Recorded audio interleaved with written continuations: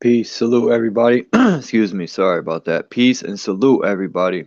My fault, I'm late, a couple minutes late. I had to finish this video up for visuals and yeah man, let's get it. Play a few songs, see if anyone comes up in here. I gotta get the visuals ready and load it up.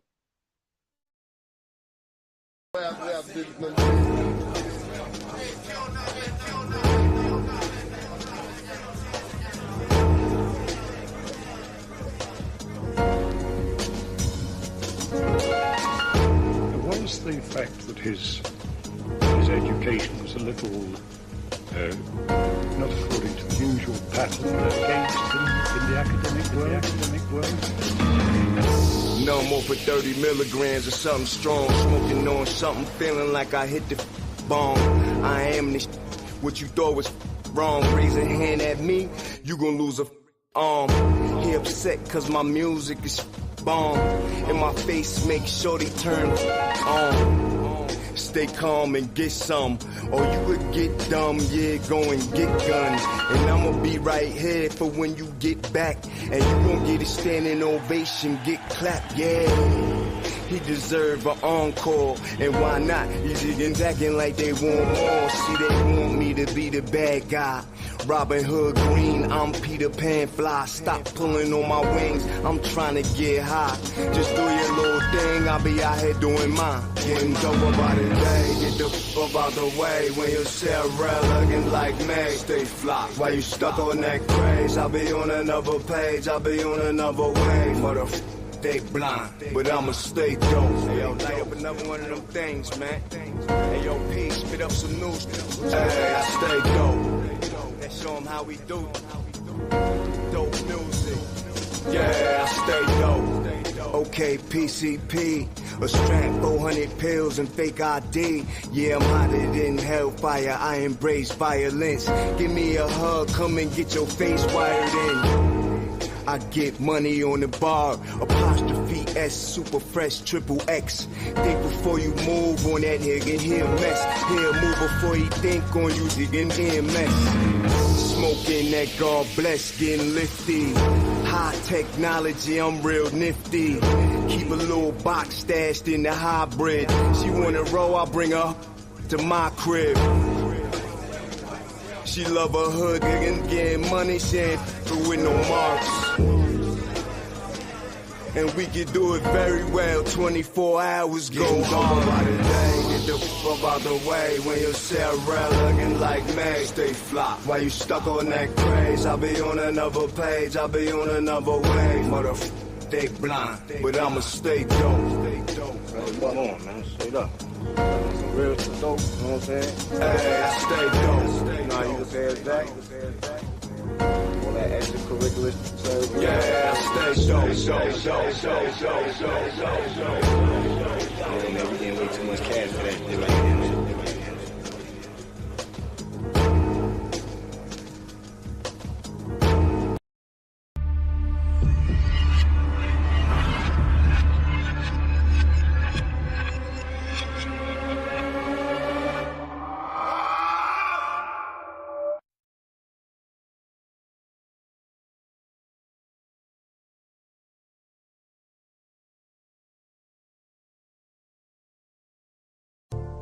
Strong enough to take the pain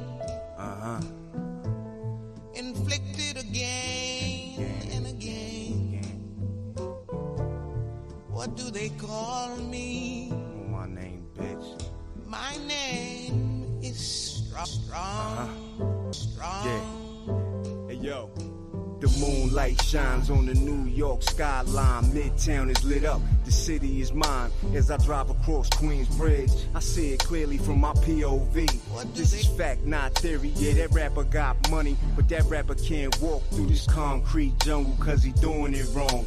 New York belongs to Don P. You can have the rest of the world. I'm good with these streets.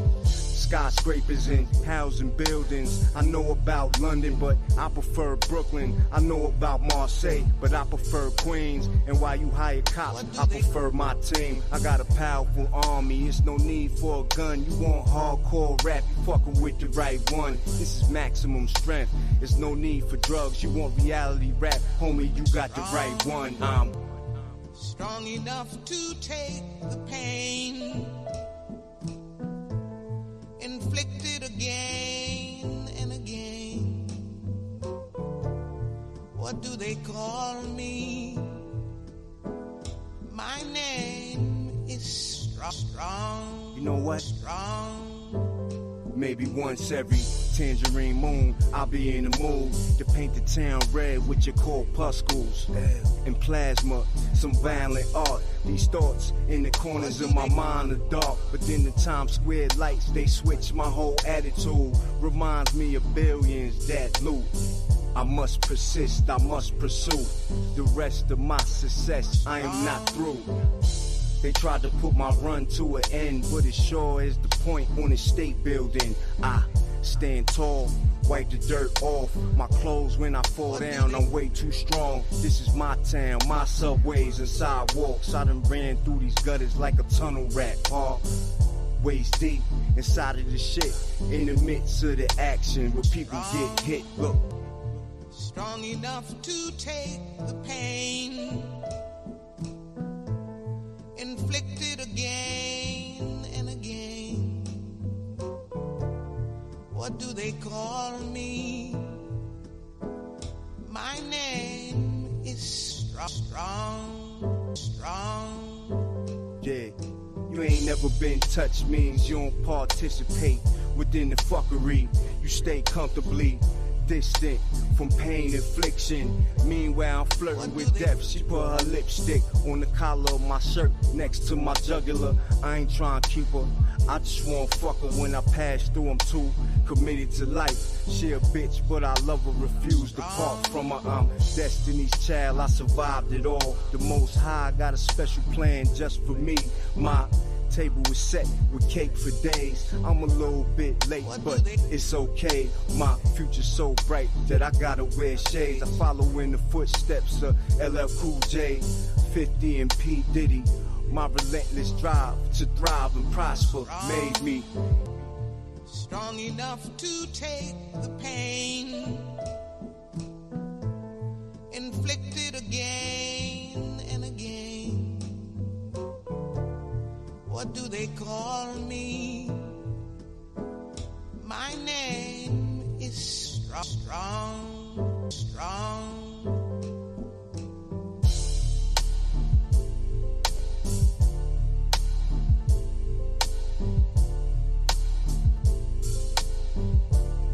What do they?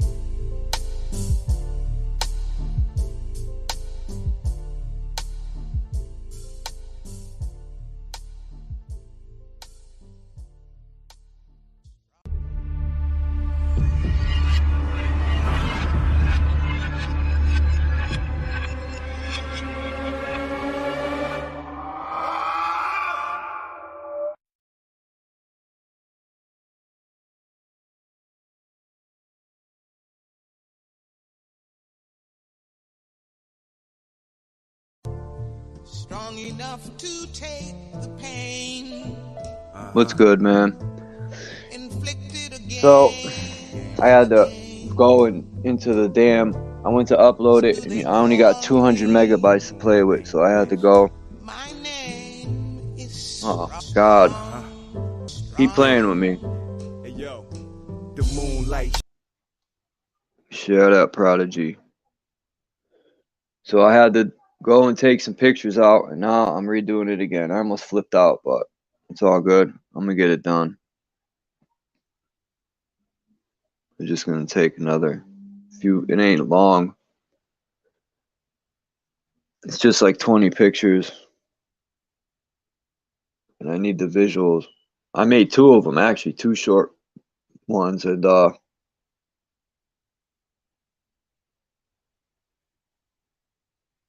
just gonna use one. Peace to Mind's Eye, man.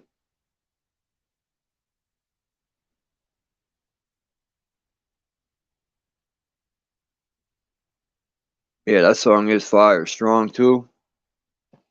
That's one of my favorite tracks by Prodigy. It's definitely a classic.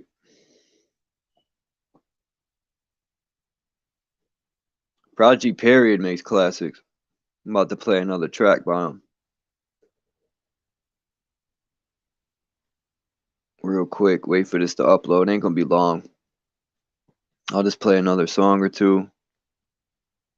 It's already halfway done, so hopefully when I go to look at this, it took off enough so it's not. I'm gonna get this package because I'm tired of this already. They only give you 200 megabytes, and even if the video in 10 minutes, so even if the video is under 10 minutes, it could still be over 200 megabytes, which don't even make sense. It's just pictures. I got no music, no lettering, no nothing, but just pictures, and it's crazy. Everything's got to work against me today, but I'm gonna get through it.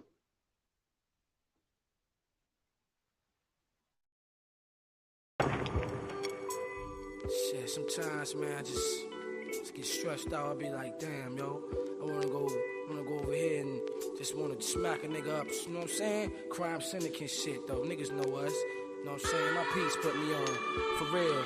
But, yo, shit's fucked up, yo. You know what I'm saying? Religion's all good, but where was heaven, yo?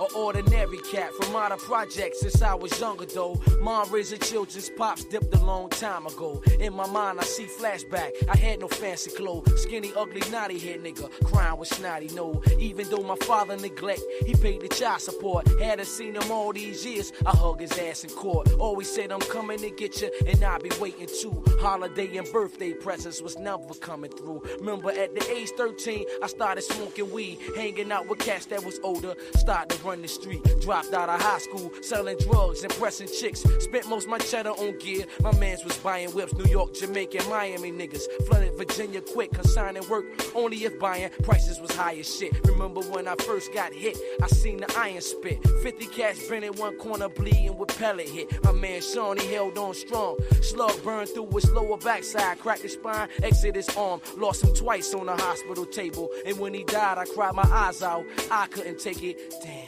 But the same things continue to happen. Niggas got bust. I'm a kid with a grown man's mind, turning corrupt, playing innocent. In front of my elders, I was running with them cats that be robbing too. I couldn't tell them if my name was up in any tight trouble. My moms would tell me, just like your brothers, into some shit, go get a job or something. Just a little bum on the street, not working hard for nothing. Scratch I made whenever pumping. I hit her off with something, making sure the crib stay tight. For real, I won't no dummy. Send me where you getting this money. I watch a car be lying, saying anything size drug selling. My sister seen me on the block, transact with fiends, be saying I'ma tell it. Growing up was hell, no doubt. I wonder where was heaven. For real though, yo. Always look for that place called heaven. Who's never there. I see my mans and them just get blasted on the block. You know what I'm saying? I go in the crib, I got stains all on my shirt. You know what I'm saying?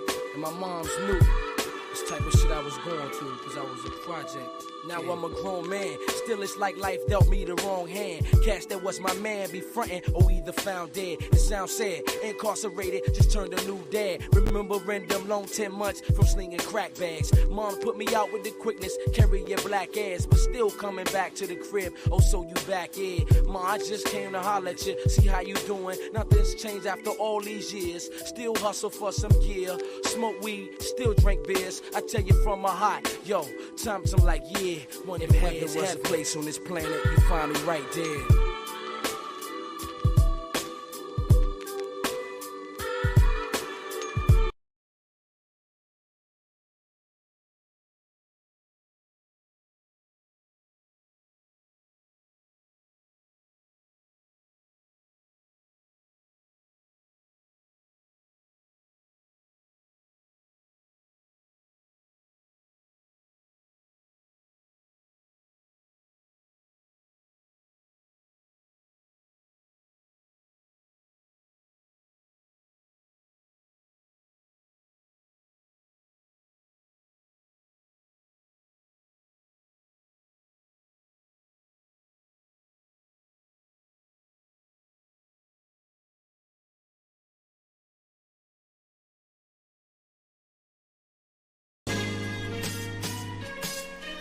They took permanent vacation in hell. You know what I mean?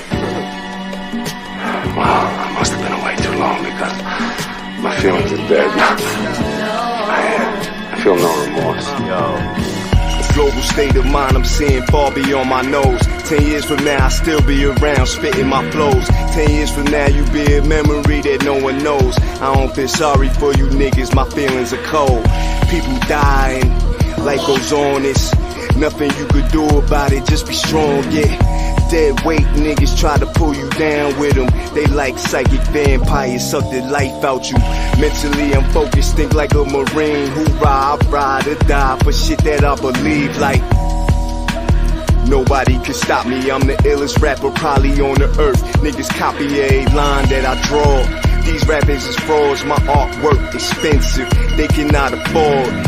RSVP, circa 2012, dead nigga try to stop me, give him hell. Oh word, they put the hit out on me, give him hell. They wanna threaten my well-being, give him hell. Tell Satan throw some heat rocks up for the world's most hottest rapper, spitting flames like a volcano. Yeah, they wanna turn on me, give them hell. They wanna stretch me out in the street, give them hell. Tell Satan throw some heat rocks up for the world's most hottest rapper, spitting flames like a volcano. Ayo, they know, I blow a nigga away like tornadoes. Niggas with me, they move whenever I say so. Watch out for the D's, unmarked cars and plain clothes. Niggas must be crazy, they gone off their yayo. Maybe smoking stones, I don't know, I'll be okay though. I'm God's soldier, devil's apostle, it's harvest time. You reap what you sow when you cross the line, it's beyond repair. I'm so beyond fear, shit is childish. Do what you must, niggas beware. I am slippery when wet off that maldehyde. Smoke a Dutch full of dust, pull a homo. Niggas wouldn't side with you if they knew what I know. I can see you bullshit niggas with my eyes closed. I got a deadly rap, so these jokers wanna ruin my time, I handle that. Oh word, they put the hit out on me, give them hell. They wanna threaten my well-being, give them hell. Tell Satan throw some heat rocks up for the world's most hottest rapper, spitting flames like a volcano. Yeah, they wanna turn on me, give them hell. They wanna stretch me out in the street, give them hell. Tell Satan throw some heat rocks up for the world's most hottest rapper, spitting flames like a volcano.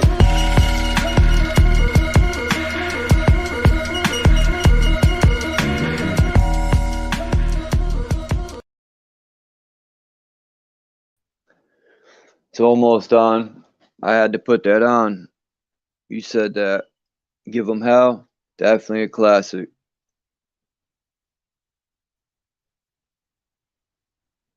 I'm trying to think what else I could play. I got so many songs on here. What else you like by Prodigy? Mind's Eye. Oh, let me drop the link, man.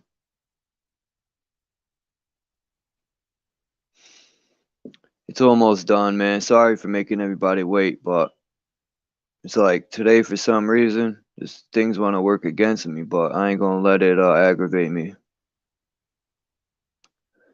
Get her done. I will.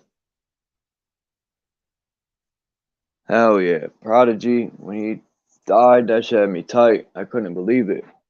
But the Hegelian Dialectic album, and what he wrote in that book, his book, I knew he was gonna draw some haters. People say he faked his death, and it's a possibility.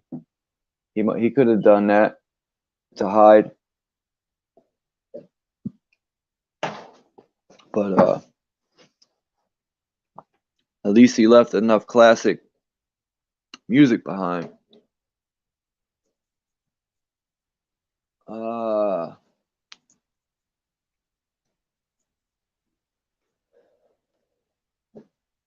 right.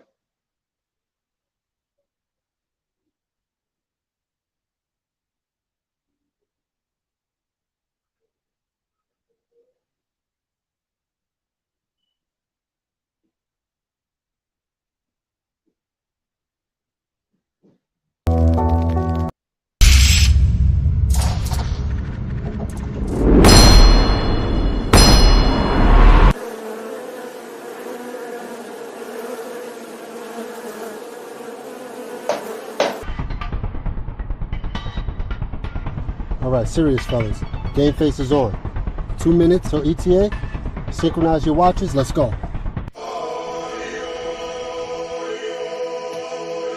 Yeah. Meth Lab 3. Let's go. Pick my city up from the giddy up, new yiddy up. Just like the Metro Transit, my city bus. Eat him up, since a young city buck. Been pretty plus sex in the city with pretty lady, yeah, pretty much. But all that pretty ain't really us. What's really up and what is trustworthy if you ain't worthy to really trust? This hook's to drop him, this uppercut is to lift him up. I pop and that's apparent, now call his parents to pick him up.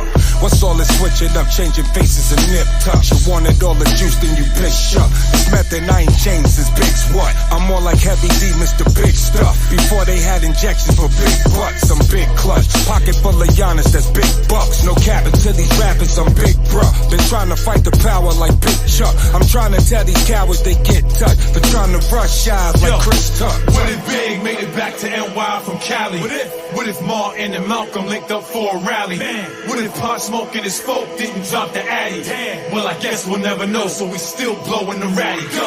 I said what I said, and I said what I mean. F that, period, bed, look like a crime scene. Too many red eye flights, I need some vibes in your queen. Got a pro meth habit, I call her Riley.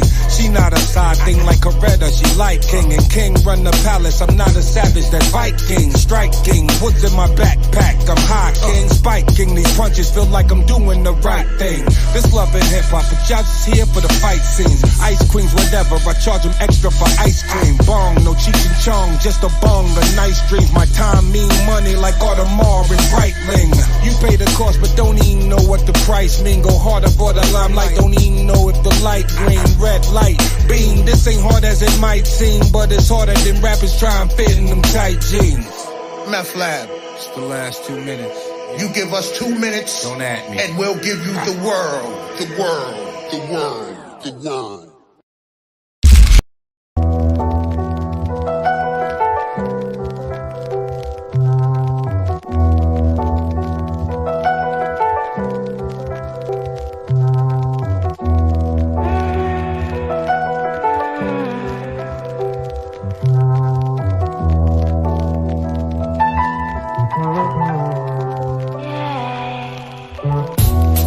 My pop said timing is money, ain't it?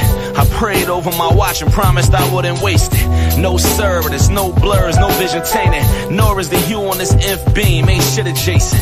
I'm in a place where the aim is like trying to kill a basement. The same basement I drew up on dreams in a basement. Money loud like the only way we can live is blatant. Until it muffle the crowd and then it get complacent. Bet placing, 3 dice, triplets, keep mine and trips, and I need mine and 6 is part of me, Geo. I'm a Capricorn with tendencies bordering Leo.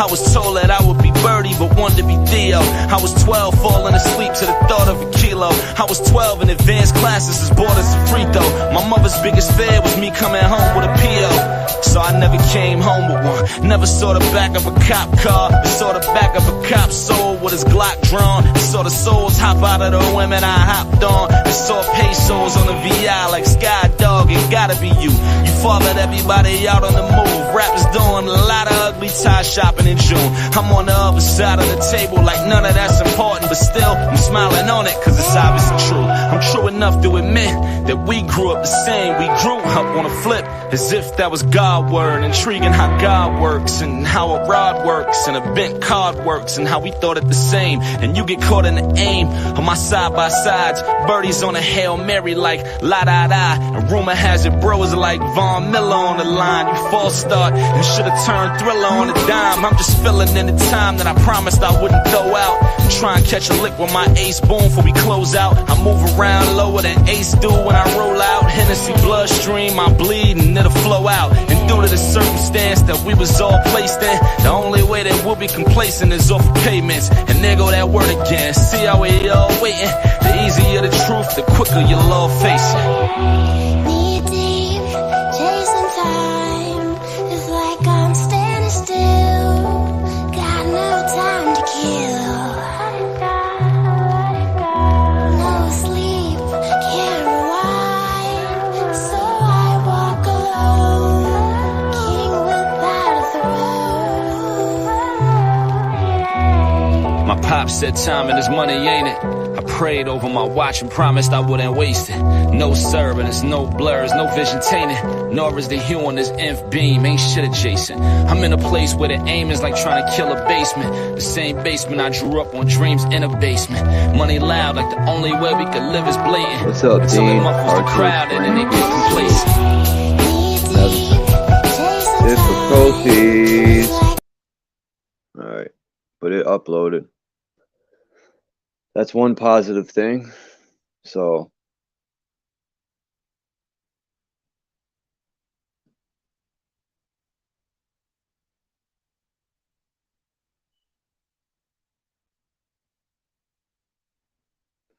yeah, I hit that number up, Dean. And I know you're all the way in New Zealand, but it went to like voicemail or something. But it went through. I could call anywhere in the world. I'd probably call somebody on the moon.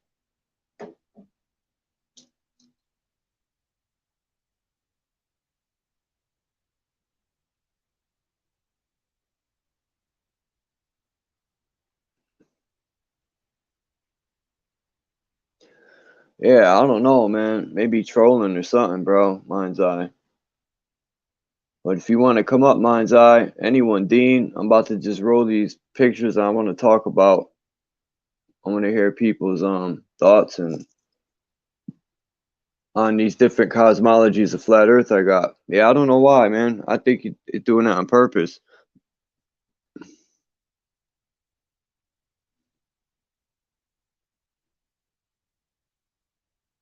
But don't let it get to you, man. Ignore that shit.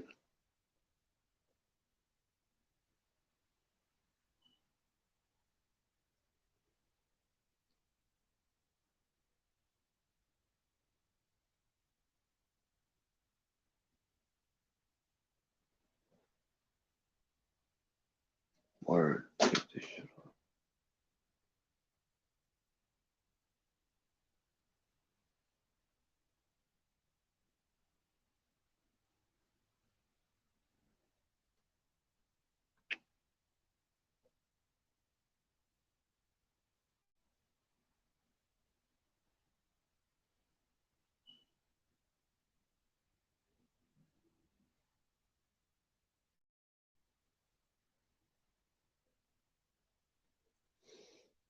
All right.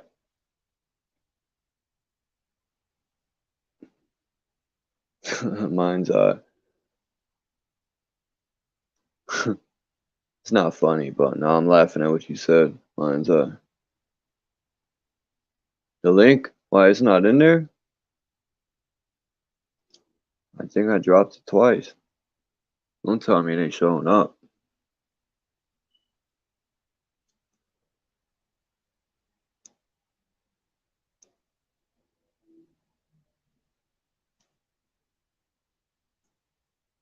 Is it down there, Dean? The link?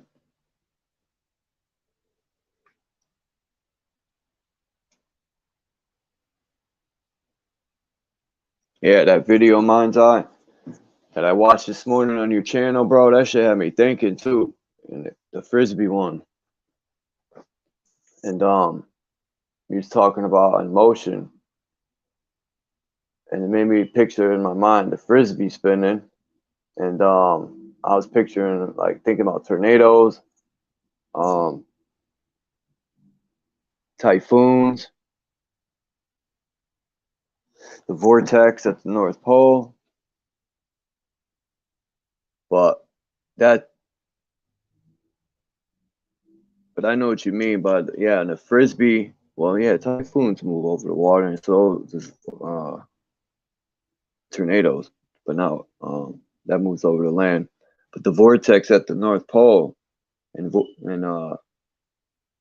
electromagnetic vortexes are usually stationary, as far as I know. But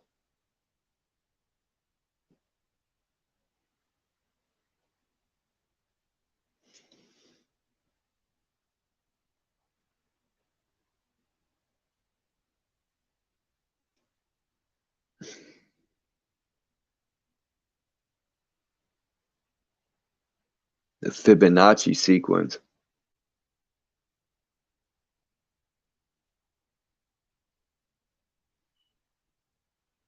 only vortexes I know in this realm is the woman and this phone in our hand, the black or the scribe mirror.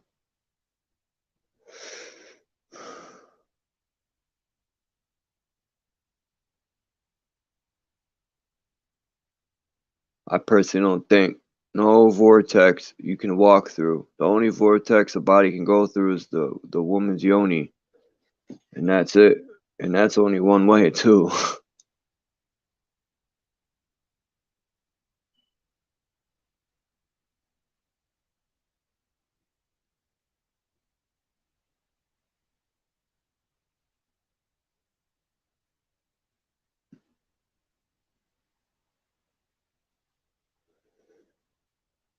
Yeah, I feel you, Mind's Eye.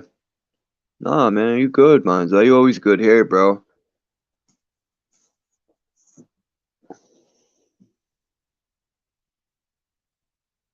Fuck that shit. Come up here and discuss these pictures I got going up here. Don't pay no mind. Don't let that shit fuck your day up.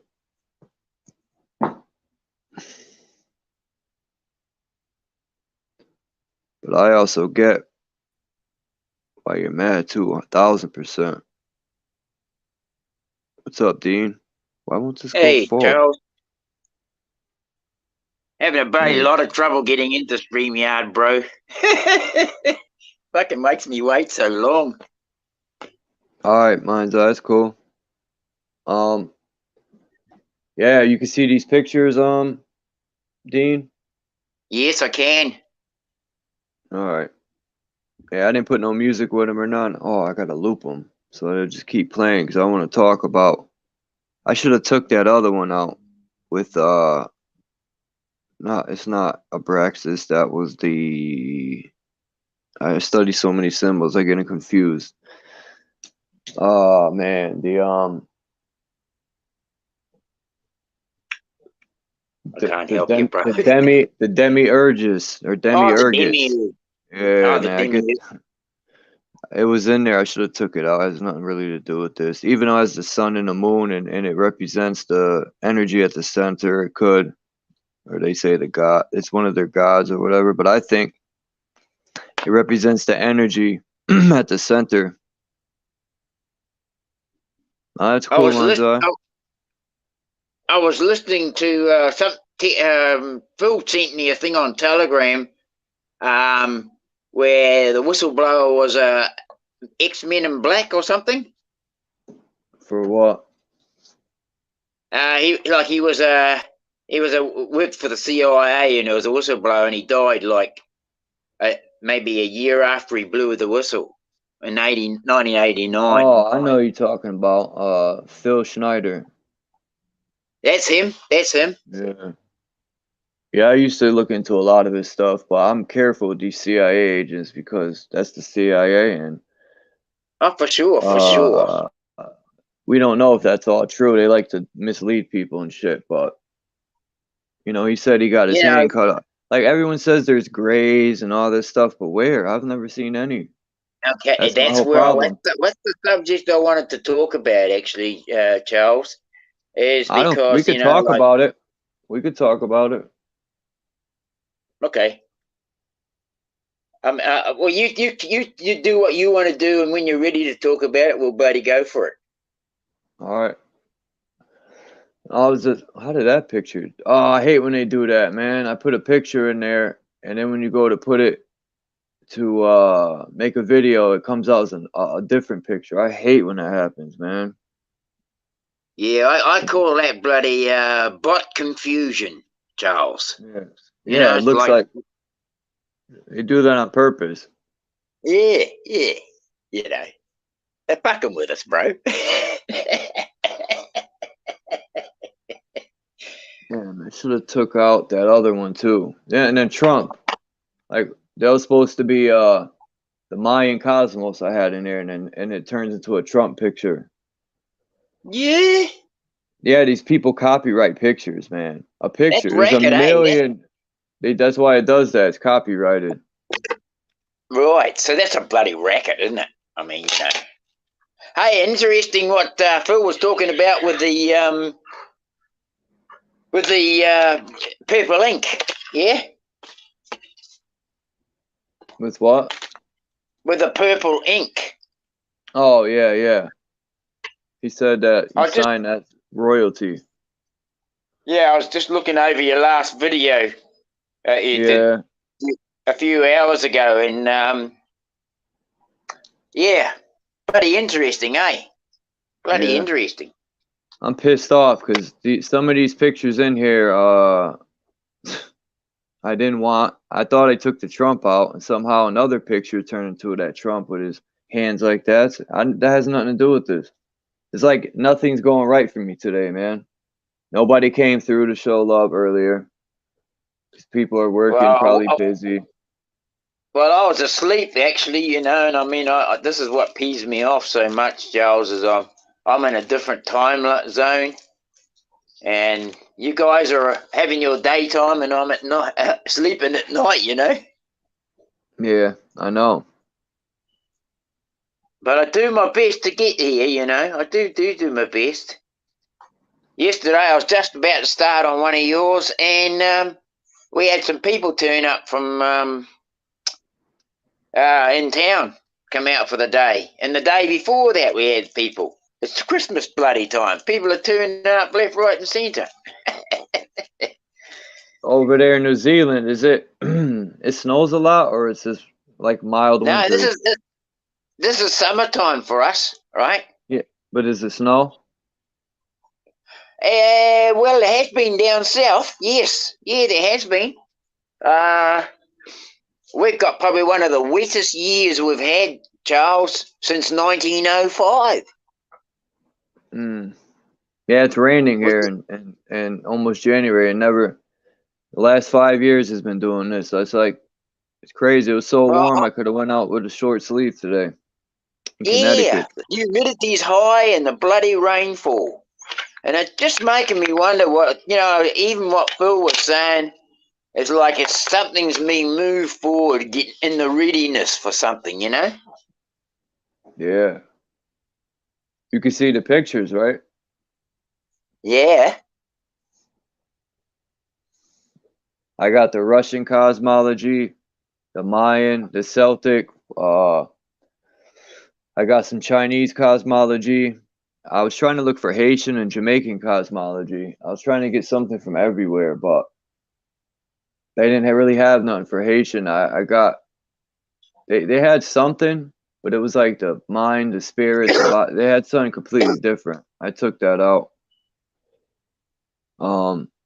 See, that's the demiurges right there, and that was the Vikings.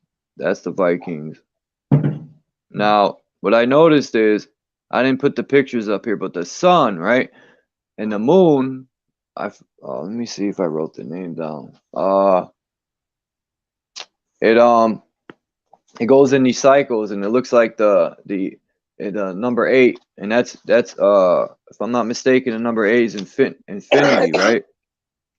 Yes. Yep. So it moves like an 8, and you know these flat earthers, some of them say that it goes in circles, but they forget to tell people that when it changes seasons for people, and plus the sun doesn't go in a complete perfect circle. Yeah, it goes more in like a figure 8. Yeah. And when the figure 8 is in one solstice or the other, one circle is bigger and one circle is smaller. Yep, just like the moon too. Yeah. And man, there's so much that's left out, and a lot of times they will say like, now I know they say there's a toroidal field, or they say MT.MERU in the center. Now people don't know for sure that it's MT.MERU or a tree of life, because look at all these look at the Mayan tree of life, the Viking tree of life.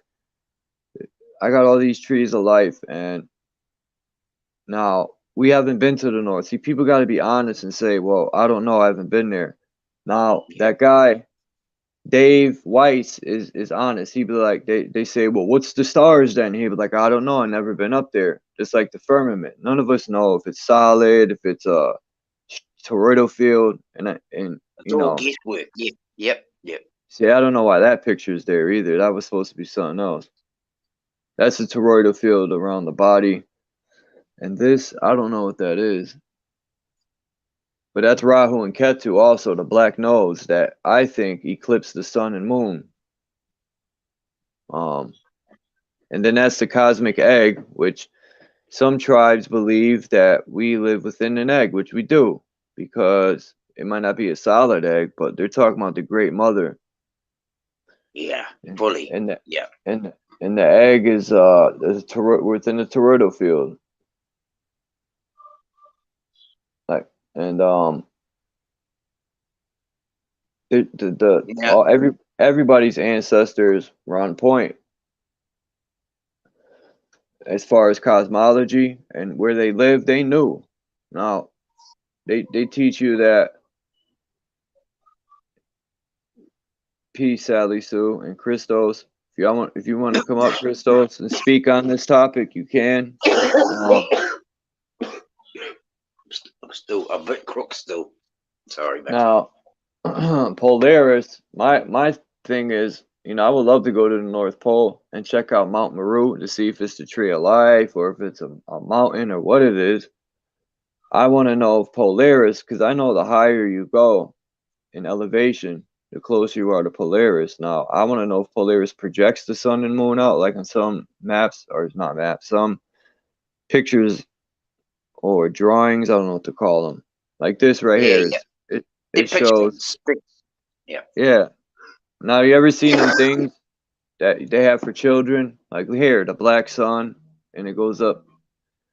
Well, you know them things in the room you put in the center of the room, and it projects stars up onto your wall, and it spins the stars. It's like a laser or a light show for the children or babies. You put it in the center of the room, and it'll project the universe on your ceiling. Well, to me, that's kind of like what the North Pole is, but on a larger scale. I was saying this earlier. Some stars look like an because I think it's an electric universe for sure.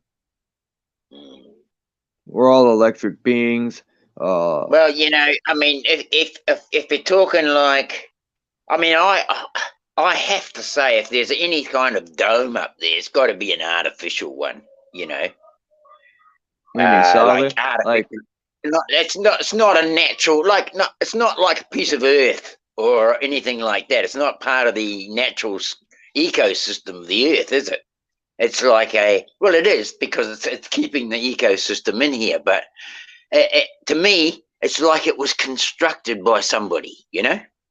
Of course, the architect, the creator, the source. This place didn't just happen by some big bang explosions. Right. It didn't just happen. It's not there's that's the thing, is that people say, oh, you know, like that's a coincidence. Nah, mate, that's purpose. Yeah, We've been taught these things are coincidences, but they're not. They're actually all part of purpose. They don't want you to know that. Yeah. They want you to feel lesser than yourself, like you're an accident. You know, they taught in school that we evolved from monkeys, and I used to tell the teacher, you might evolve from a monkey, but I didn't. I come from my mama's womb. You might have been running with monkeys in the caves, but not me. Not my ancestors. Well, it's just interesting, you know. I mean, we see these pictures of people, and that guy was talking about, I was listening with that Phil shared with me. He's talking about their eyes as being dark, and they don't seem to have any white in them. And when we look at the pictures of the greys, they've got no white in their eyes. And they could be made in a lab.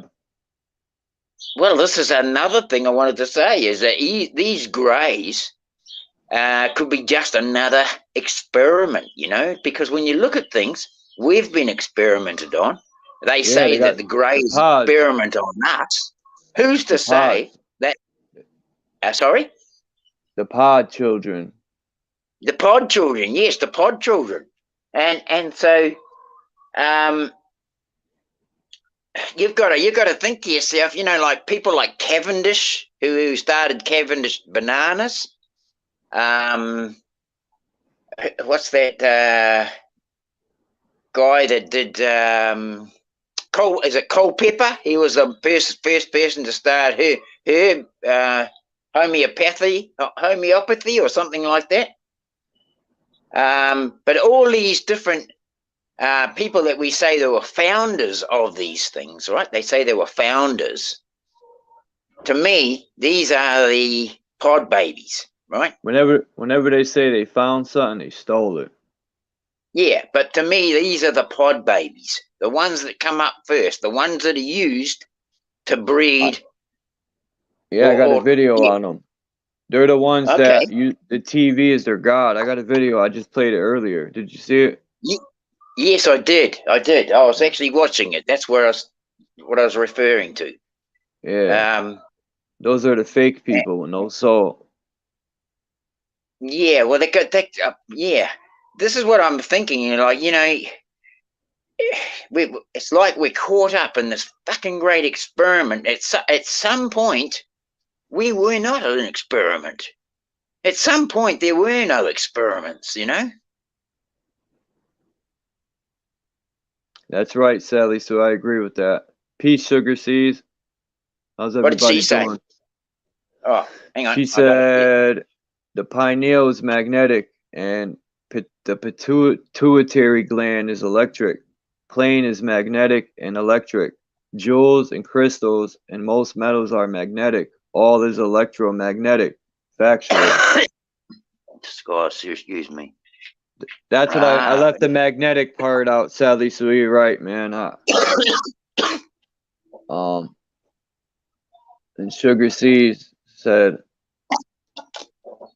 everything's electromagnetic, and they're both correct, 1000% correct.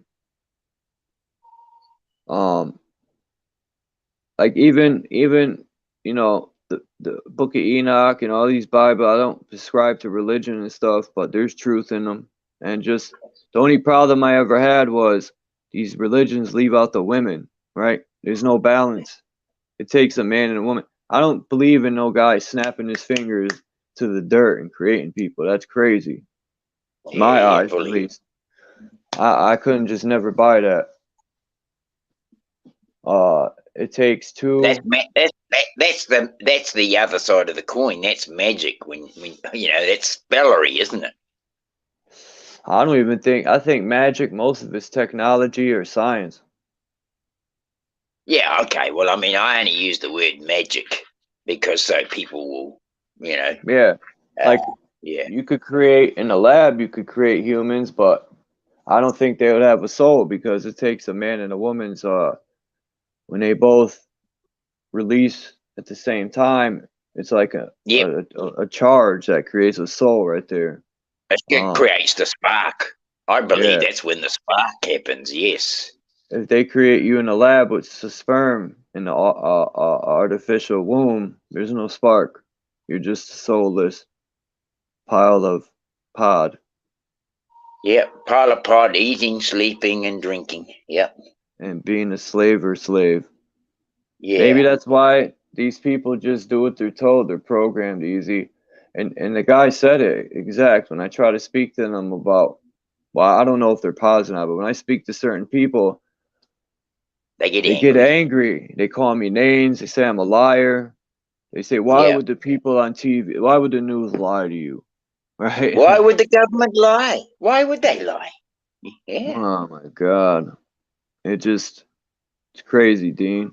I've been talking to a guy. He's an well, actually, I was talking to him. He's from India, but actually, the word for India is actually Kurdistan. Oh yeah. I know what you're talking about.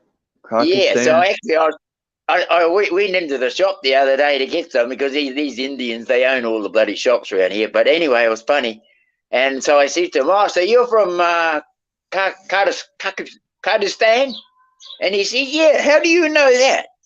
And that's near Pakistan. I've been doing some research. And he says, what's going on with the weather, Dean?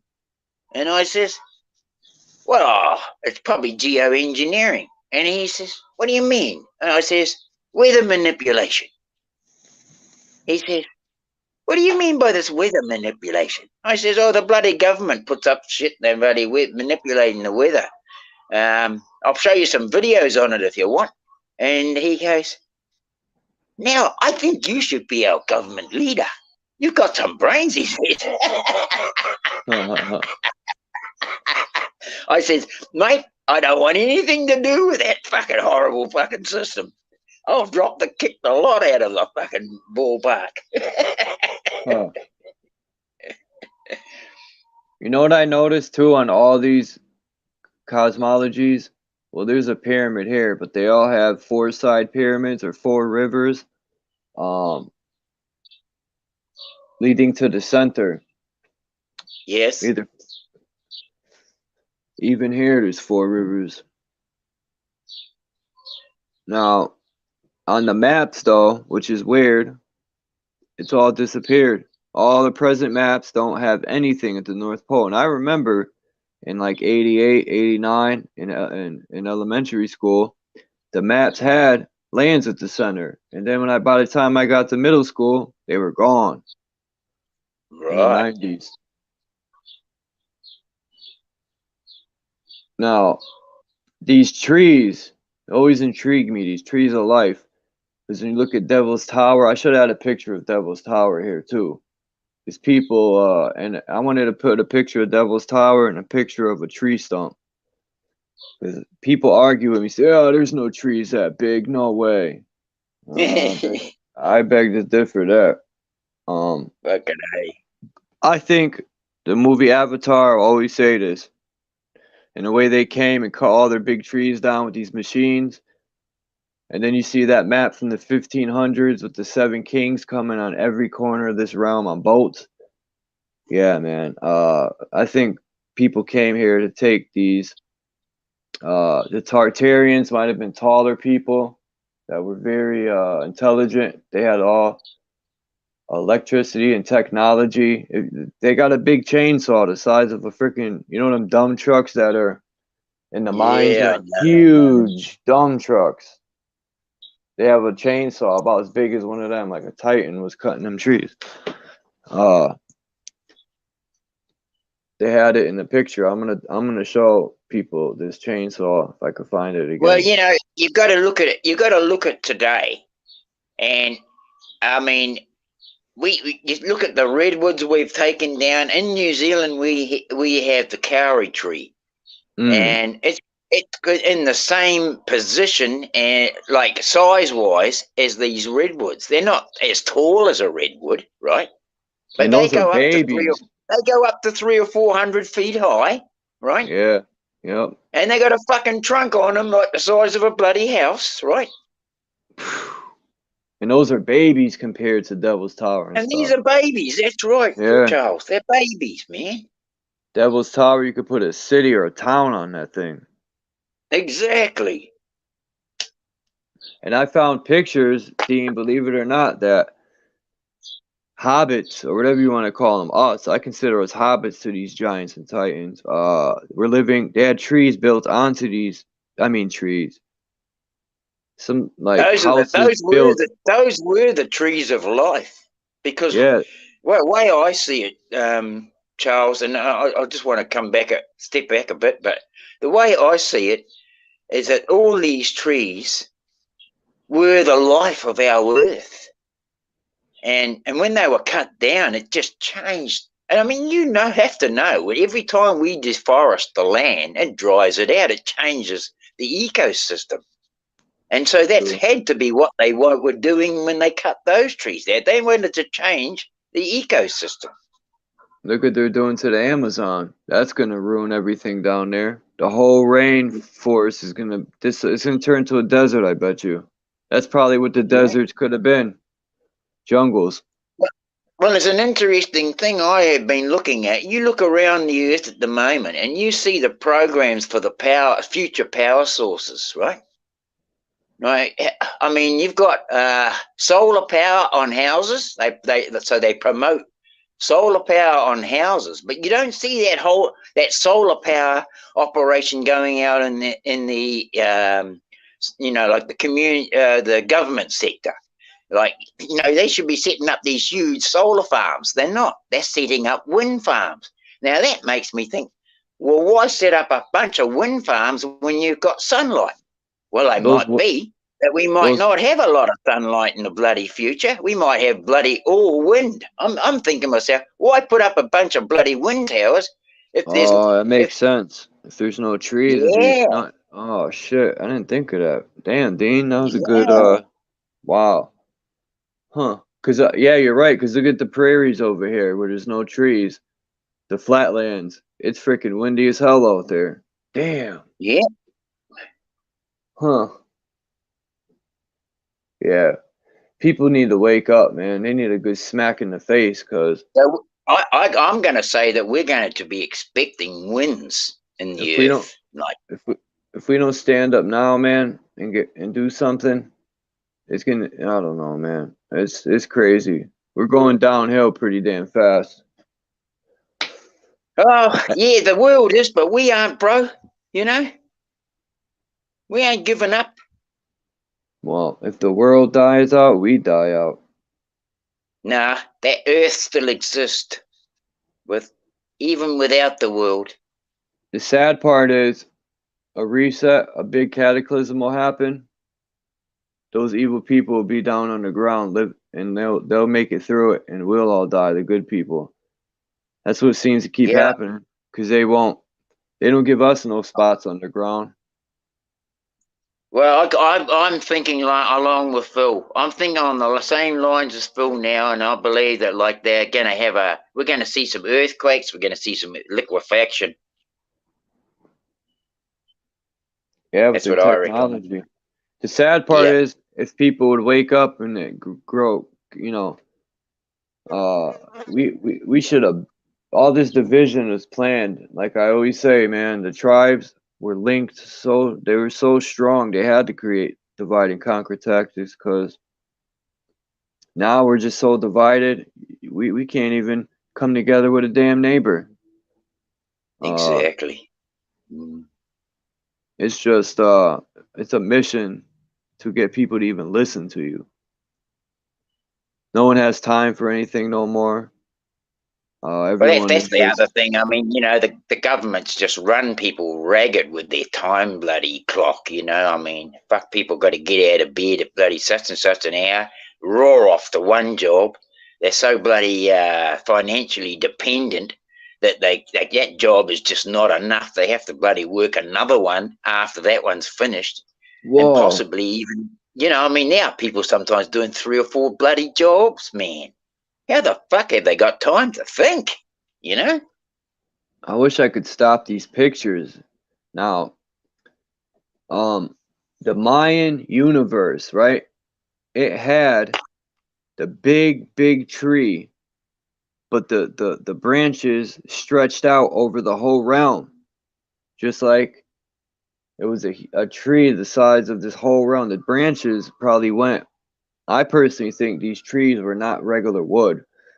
I think the sand, because these trees were made out of silicone. Silicon, yeah. It's not wood. And the sand, silicone's like a glass. It's the chips in your computer, what holds memory. These trees are like computers themselves. They probably lit up and everything, or maybe not lit up, but they held memory, and they definitely, probably like the trees in the center tree was probably like in the movie Avatar, with the way it was. I think that too. Yeah. They went to the heavens, these trees, the branches. I mean, this place is so way more beautiful, and I don't know what happened, but they burned all the books, man. They had a book burning, and all the true history. There's got to be some. They got to have them in vaults underground. But of course that's for certain few. They've got. You can betcha they have everything from the very beginning. From the days when those big trees were cut down. It pisses me off, them beautiful trees. I'll tell you something else, you know, that I was looking at is that, you know, like here this theme is to burn the bodies, right? But really, if you look at the earth, the whole earth, we feed on the dead of you know, like composting dead, you know. We feed on the composting dead. And so, you know, like plants and trees and all the nature animals, they get to die and return their body back to the earth. But when we got people that burning the bastards, our bodies don't get to come back to the earth, you know. We don't even get to lay our body here down after we've had our life, you know. Well, something isn't right by putting bodies in caskets. That just don't. You're supposed to mix back in with the earth. Why would you want to be in a cement box within the box? It's a box within the box within the box. 6 feet deep, 6 feet across. I'm not good with that. It sounds like a spell. You're gonna get me stuck in that box. Yeah, I know what you mean, and that's what I'm saying. You know, like everything naturally just falls over where they are. Nobody gives a shit, you know, and they just compost and become the earth.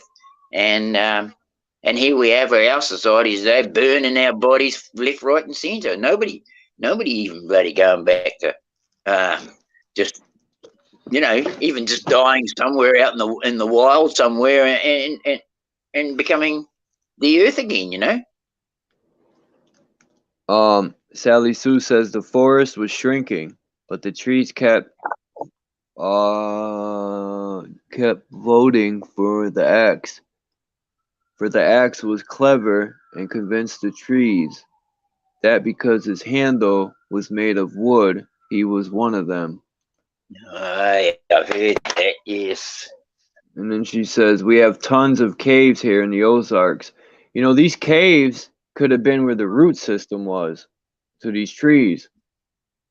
When they cut them off, cut the trees out, or the roots could have petrified into gems, and they could mine them. That's what mining things are. They were where the roots were, probably.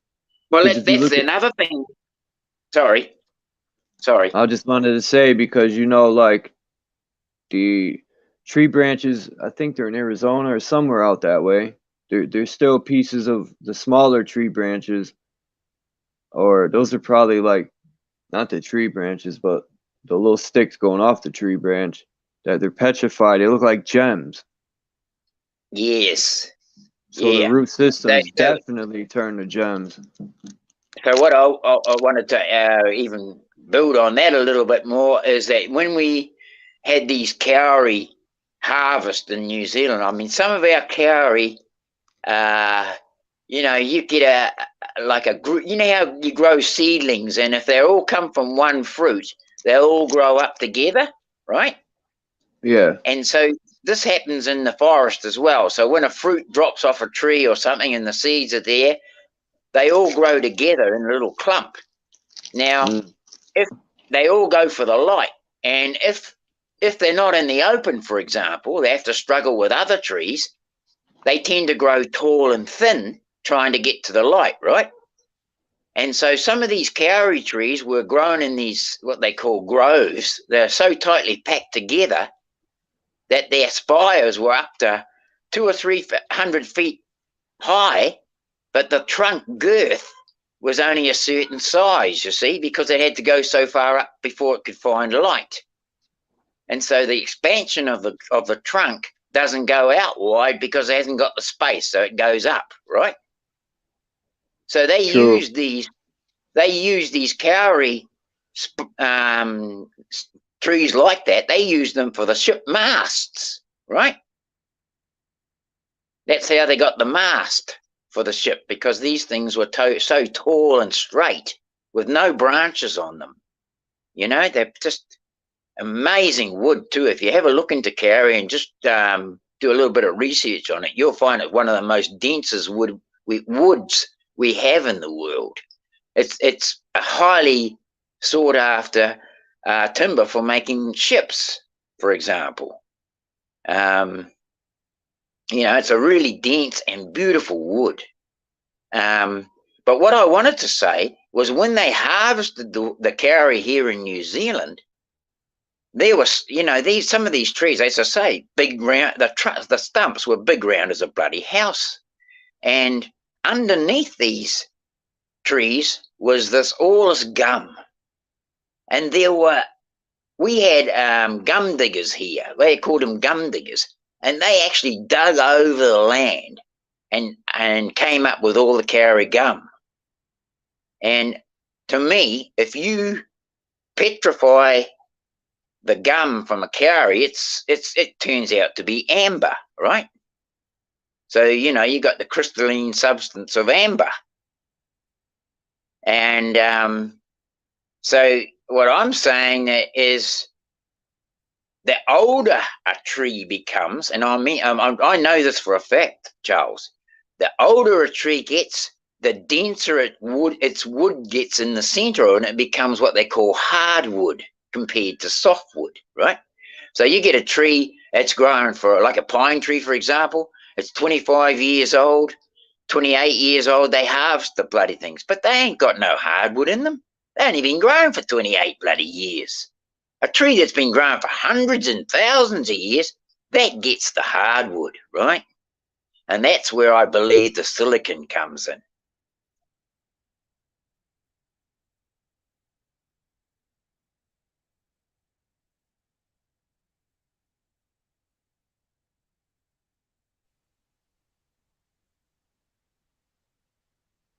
The longer a tree stands, the more it changes its center. Its center actually just becomes, I mean, some of them, I have cut trees down inside and the center is completely empty and it's like just full of water. I mean, far out, man, you know. But you get a puddle of water underneath the tree. Now imagine these big trees. I mean, there's no way they use axes to cut down these titanic trees. They had to be chainsaws with some sort of special. I don't even think metal could cut that. You would need diamond tip chainsaw or something. It just, and I don't think. I know what you mean. Yeah, fully. Where did all these trees go when they cut them down? I mean, this place has to be an infinite realm. Now, I personally don't think all the giants are dead. I think they went outward, and we're kept within these rings, so we don't see what's out there. All them big trees, and there's no wood or anything left. Either A, we're living on them, the remnants of them, or they took all that wood and they brought it outward to build stuff. You know what I mean? Because them trees are so huge. Where did all the stuff go? You know, you look at some of those Tartarian buildings and the wood that's in those buildings, you know, it's old wood. You can tell it's old wood, you know. And it's interesting too, you know, I was on you might be right though, Dean. I forget they go down far in the ground too. I forget about that. And I know some of these churches, I've noticed, I used to try to go, you know, even in a library in my city, you can only go so far down these steps and there's a locked door, just like the churches. Yep. So I want to get down there and see how far you can keep going. They're hiding something. Definitely deep underground military bases exist. So we know that, and we know that, buddy, well, you know, people say it's bloody experiments and that on people down there under the ground and what have you. But we know that if a tree, for example, like the giant tree that was Devil's Towers, for example, I mean, if that bloody thing was, say, even 1,000 feet high, right? Yeah. But I would say more. But anyway, if it was 1,000 feet high, I know that those roots go down 1,000 feet too. Yeah. Yeah. Did you ever see pictures when they find these caves or these openings in the ground and they go down about a mile or two and they find these crystals the size of skyscrapers underground, thousands of them. Like that had to be a root system. They say, oh, it takes thousands of years of compression and a certain, nah, man, those are roots, I think. I find bits of steel mixed in with bloody stone out at the beach already, you know, sandstone. But it's still it's a old bloody piece of metal that's almost rusted away, but it's now completely combined into a rock. How did that happen in 10 years? You know, because that bloody that piece of steel was only made 10 or 20 years ago. You know. I think we live in some sort of like big greenhouse for sure, but I'm also curious about these outer lands that are on the map that we talked about before, that they show ice on some of them, but if you go back to the 14 and 1500 maps, there's no ice. They can show the complete coast. They can actually show the map coast of every little bay. Yeah. And how the hell would you there's get cities. that if there was ice there? Exactly. Yeah. And if you look at pictures of Antarctica, you see, like, I have some in my phone where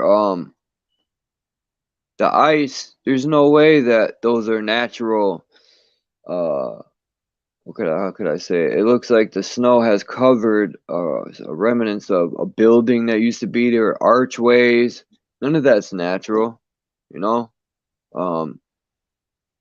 These people must think we're just complete dumb fools, and it pisses me off. Like, I know they're lying to us, but what pisses me off is if people would, yeah, of course we're gonna have to take a step back to find out, to even get on boats. I say we get a bunch of people on boats.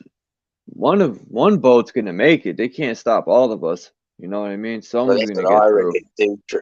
That's what I reckon too, Charles. You know, like, I mean, and you got to think in the terms of, if you're thinking in the terms of boats, you got to be thinking in the terms of boats that are built for that type of expedition for a start, right?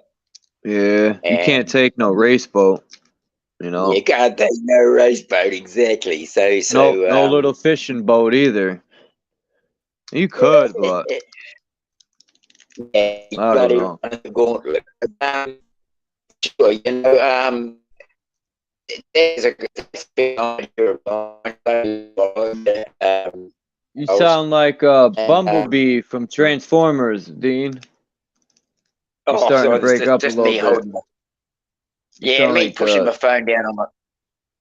I pushed my phone down on my leg. Sorry. Yeah. It's very possible a lot of these caves are old root systems. Yeah, I agree with that, Sugar Seas. Well, the other thing too, Charles, is that, you know, I was talking with you one other time, and, you know, like,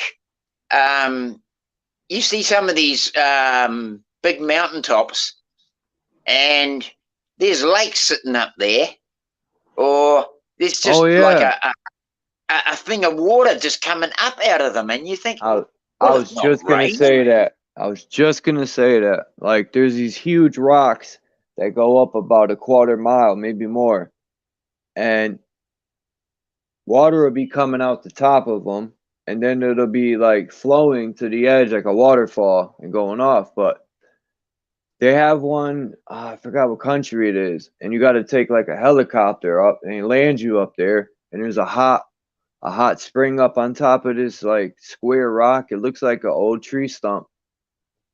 That's how, or something. And is that in Venezuela? I think so. You know what I'm talking about. And there's a hot spring up there. It costs money to take the helicopter up, and you could camp up there. That's how big it is. People light fires up there. And it's just there has to be piping for that and pressure and all that. I mean, and that's where artesian comes in, and we know about artesian. We've all done a little bit of study on artesian. We know what the word means, right? no. And No, I don't. Okay, well, artesian is like a spring that comes up out of the ground, and it's got pressure underneath it, right? So it's forcing it up out of the ground. That's what an artesian well is, right? Okay. And so what I'm saying is that these old root systems are still bringing that water up. And that's what an artesian is. I'm not saying that artesians just are springs that pop up here and there. What I'm saying is that anything that's artesianing is an old root system.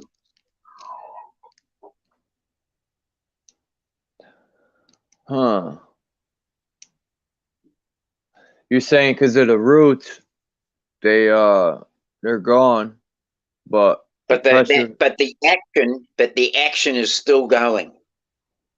I get what you're saying. The pressure is pushing the water up through there because the roots ain't there no more. Yeah, so they're just coming up through the cracks of where the roots were.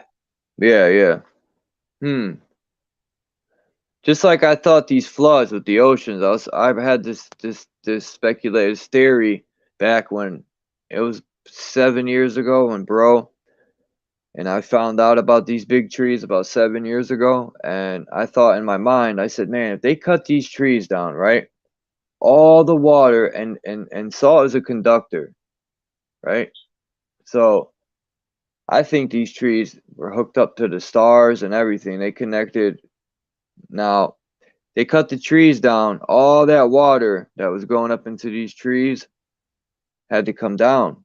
You know what I mean? The trees can't suck all this water up anymore. So that's why all these oceans are so vast, because there's cities and under these oceans, pyramids the size of Giza under the oceans. So exactly. So that's where I think our base was before, and that's our original baseline is down under that bloody flooded zone. You know. Yeah, the waters above used to feed those big trees, and now that there's no more big trees, it created the oceans because there's nowhere for all that water to go. I think those huge trees took salt water. A lot of the root That's what systems I've been probably. thinking. Actually, that's an interesting point you made, here, because it reminds me of that guy Cameron, who had a little submarine. He went down into the bottom of one of those bloody trench or something, and he bumped into a membrane, and it looked like there was water underneath. He couldn't go through this sort of membrane thing to the water that was on the other side. You know? And he said he could see fish on the other side of that. You're breaking up a little bit, Dean. Yeah, you're chopping in and out. Yeah, I'm thinking that that maybe those silicon trees, that may be the reason that they were silica, is because they were drawing on salt water, not on fresh water. Yeah. That's what I was saying. Yeah. Yep. Yeah. It's a very strong possibility. Huh.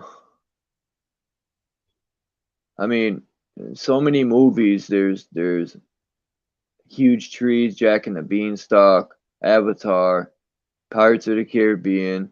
There's the vortex in Pirates of the Caribbean that they sail to. It looks like a drain. I think that's at the poles. Now, some people seem to think the moon is what causes the tides. Phil does, and that's fine. I'm not going to debate him or not. We've talked about it, but I told him. I said, what about the North Pole? The vortex. I said, I can't prove it. I've never been there, but that makes more sense than the moon, because why doesn't it affect the lakes? Why aren't the lakes having tides? Why is it just the oceans? You know what I'm saying? Exactly. Yeah. And that's because of the electromagnetic field, because salt water is a conductive. True. Whereas fresh water is not, as you know, it hasn't got the same salts in it, so it doesn't work like a battery, whereas salt water does. Well, so it's affected by an influence field. Okay, I got another one for you.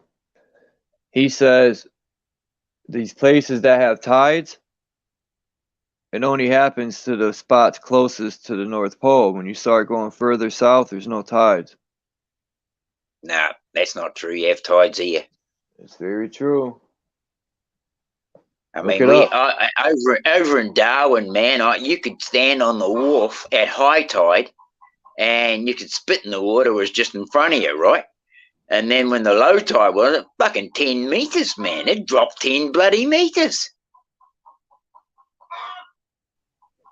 Well, that's what I was reading, and I mean, Phil's allowed to believe whatever he wants or speculate, and because I used to buy that too from school, but it just don't add up.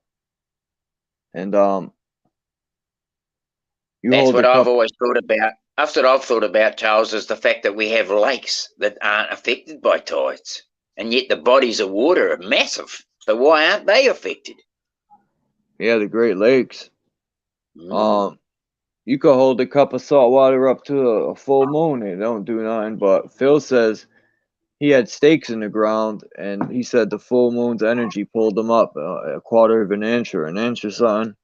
And that's not a lot, but I don't know. I don't think the moon has that type of power, and this is my opinion. You know, I could be wrong. Yeah. Don't get, you know, if I'm wrong, I'm wrong. Hey, look, we always get an opinion, Charles, you know, and somebody can bring in something else and it can change our opinion, you know. That's a thing, is that we can change our opinion, bro. Yeah. I forgot where I heard that about the tides. Because I know some places don't have tides as strong as other places. Yep, some places are like that. Actually, yeah. I mean, it's kind of freaky, you know, because I was talking to this guy on Darwin, and I said, "Oh, fucking tides, you know, look at the bloody drop."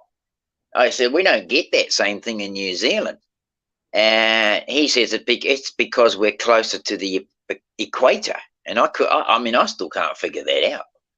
But anyway, you know, like people say things, and you gotta listen to it, and maybe it has an ounce of truth or whatever, you know.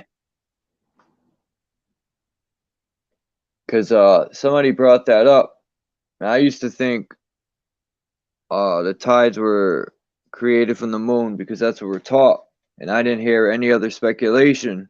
So that's what I rolled with all the time until Bro Sanchez brought up, if you took a cup of water and you know, I'll say a full moon. He said the moon, period, but we'll give it the benefit of the doubt. A full moon, right? It'll be the full energy. Yeah. Or vice versa. Maybe when it's all black, when it's a new moon, right? A new moon is when. Excuse me a moment. Sorry, guys. No, it's all right. A new moon is when it's all black, I guess.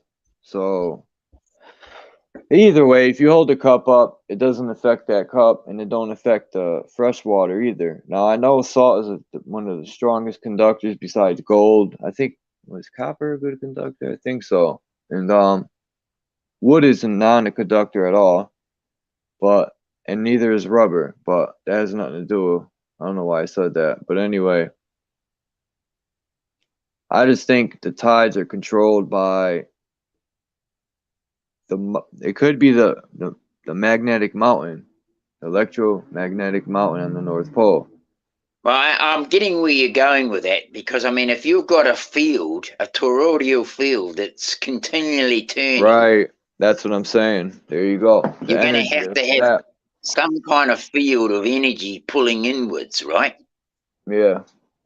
And you know, I mean, what better way What It's like better way to create a toroidal field than to use water, right? True. You could Yeah, get electricity too with water. yeah. What was I gonna say? It's like it's breathing. The way the tides Yeah, works, like inhale, exhale. It's crazy. it is. It's to me, it's like the giant heart rhythm or the breathing rhythm of the earth. You know. Yeah. I think Um. the Earth's alive. Period. Yeah. Yeah. Me too. Yeah.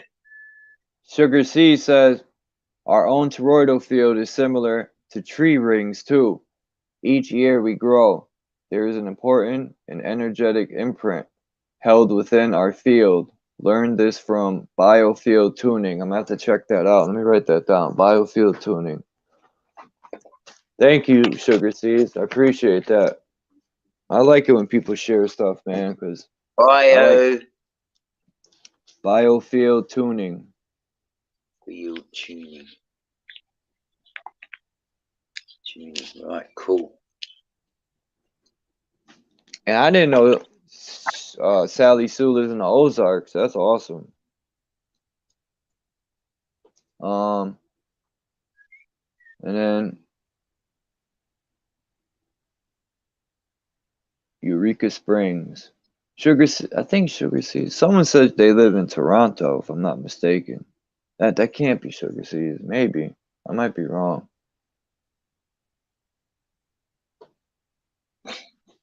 We have geothermal pools here in New Zealand. The native Maori people used to use them in the wintertime because it gets fucking cold here. It gets, like snow and that. And they used to use them because it helps with arthritis. The mineral pools are actually bloody good for your body if you're suffering with a little bit of arthritis or that sort of thing. Wow. You know, like in that book I was reading, since you brought up arthritis, that remember, you ever been to a mall and they had these chairs you sit in, they vibrate different like different frequencies of vibrations for the back, yes, shoulders. Well, I was reading in the book Secret Teachings of All Ages, and I also heard from these old churches used to be healing centers for Tartaria, and it makes sense because the vibrations from these organs create the symbols that I have in these pictures that are going by, and just imagine the scale of these organs that used to be in these some of these churches I've seen. They were huge. The pipes that were made out of brass and copper charges water and makes it what's that word I'm looking for? It makes it like energized. It turns it to like, imagine putting spring water in there from the earth and making it can't think of the word, man. I'm thinking too much. I'm thinking so much too, and I'm writing other stuff down because I tell you, my mind starts going bloody berserk, and I got stuff to write down. Damn it, alkaline water. Yeah, alkalines it. It charges it. I think water. I could be wrong. The copper pipes, but in the churches, those damn organs, man. I think the frequency.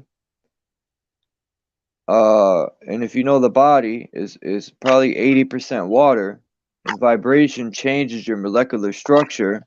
So maybe certain gigahertz or of vibration or certain sounds can heal the body and change the molecular structure and heal it, keep it youthify.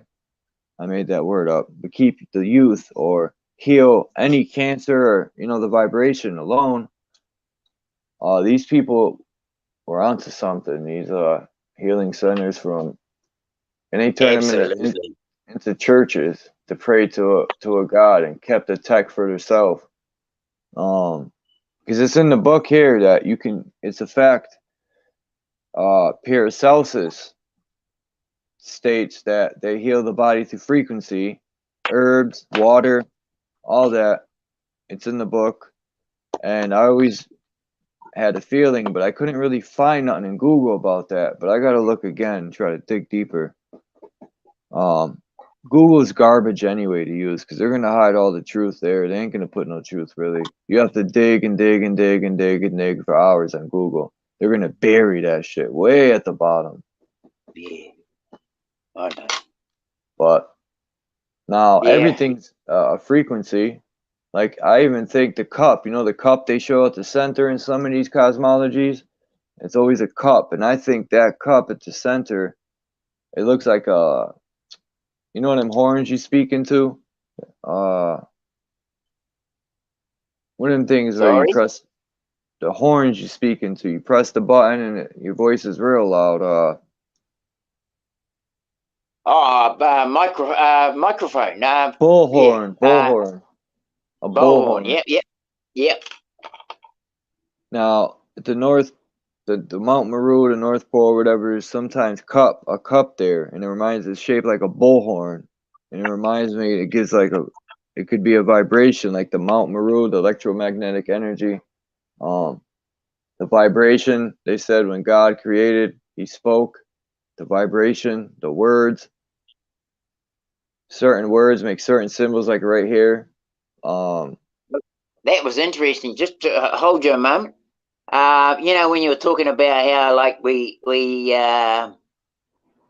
using that thing to make the sounds, using the horn to make things sound louder. But you think about the shape of a horn. You think about the shape of some of these shells that these native people used to blow, right? How about in Australia, the tribes, when they go, Yeah. they have them long, they sit in the desert. Yeah. Didgeridoo. Yeah. So these things, they got the vibration coming out of them. You know, they're bloody amazing, you know. But I mean, I'm thinking to myself, you know, like, we use artificial, everything's artificial, right? So our sound even is being transmitted in an artificial way, whereas if we were whatever that sound, we're transpiring the sound through a natural thing that's like the shape of a shell or a horn, for example. These things are natural, so they're going to produce a natural vibration compared to a thing that's artificial, right?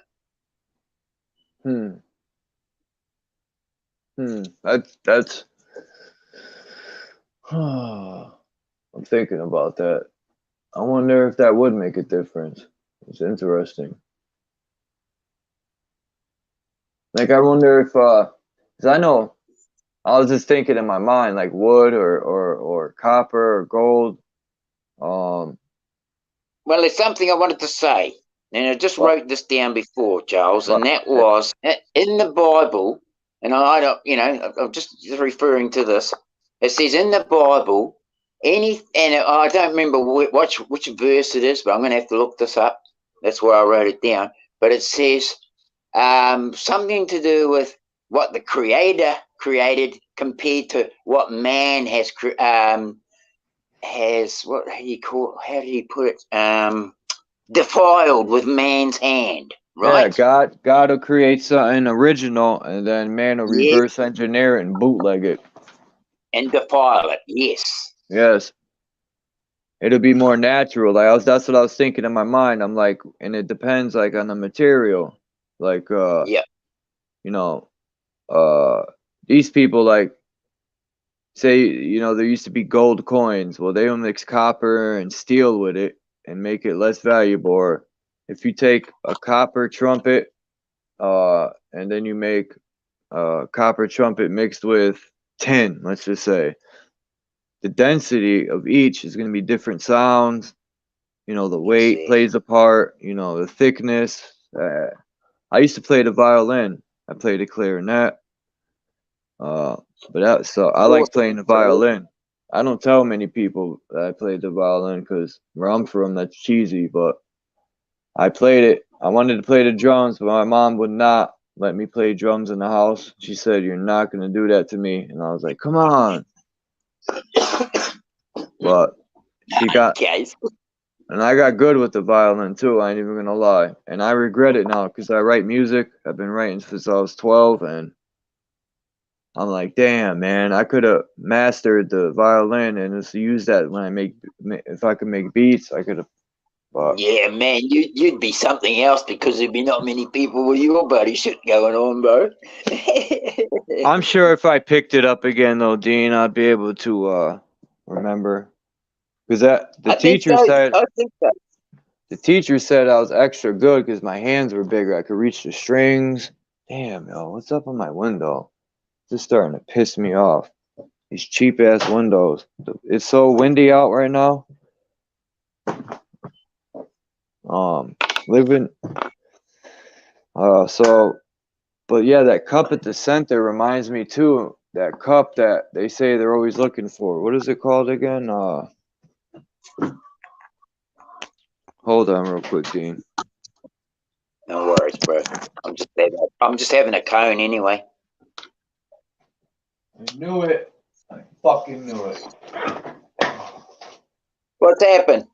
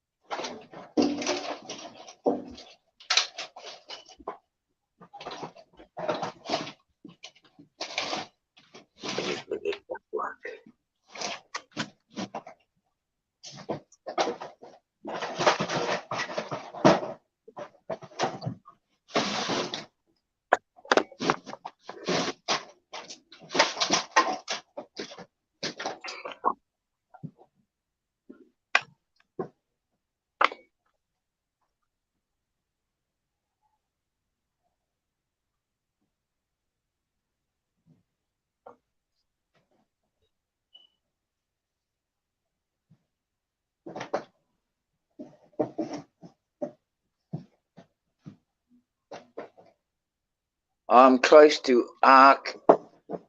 Kansas, and Oklahoma can get to any of him pretty quick, laugh out loud. Especially when I live in Joplin a few years back. Was there during the F5 Fix that tornado. problem. No wonder it was cold. Oh, missed by half a block, Sally Sue. Whoa. That's close, Bill. What did I miss? I was just reading some of the chat, and Sally Sue was talking about when she was living in the Holy Grail. There she goes. Zen Wen AZ said the Holy Grail. Correct.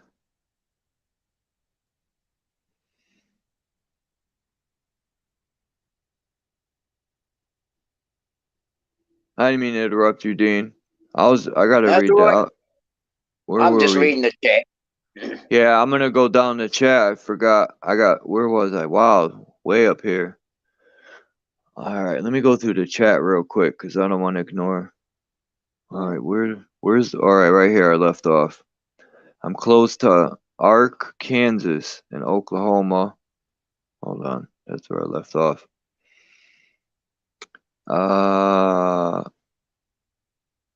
And it says can get to any of them pretty quick.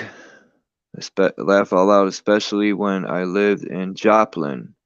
Now Joplin was a two-faced Joplin, Janis Joplin. It reminds me of, and there was a deity named Joplin. I think it was a demon, right? It was during the F5 tornado, of course. And she says, laughed my ass off, missed me by half a block. Thank you, Zen Zen Wen AZ. Does that mean Arizona? Zen Wen, Arizona? She says Thank this you, is a Zane great Wayne. panel in chat. Thank you. Yeah, thank you very You're much. welcome here anytime. We try to build on nothing but I'm all about truth and And talking about, like-minded people. yeah, Yeah. open-minded, and Yeah. I don't want to be on low vibrating garbage. Like YouTube's been changed to this low vibrating Feel you on so that, Charles. Yeah. yeah. I miss the old YouTube days. Ah, that's who we are, man. That's all we are. The sheep and free-range chickens. She My said chooks it. are just starting to cackle. Yeah, that's what she was saying. I could read chicken language. I understand it. She's just popped out a bum nut for us. Eileen, hold on. Write this name down. Sugar C says, Eileen, I'm gonna look this lady up. Just because she said she's a great teacher and author, I'm gonna check her out. Eileen McCusick. McCusick. That's crazy. My friend that passed away, his name was Cusack, which is close to Cusick. But anyway. Sally Sue, magnetic studies. Copper to wear. Yeah. Copper, I heard, is good for bone aches. That's why people have the copper things on their wrist. Yeah, my brother used to always wear a copper band on his wrist, and I made a copper ring for Maureen to wear. The devil's a bitch. If the devil exists, it's a coward.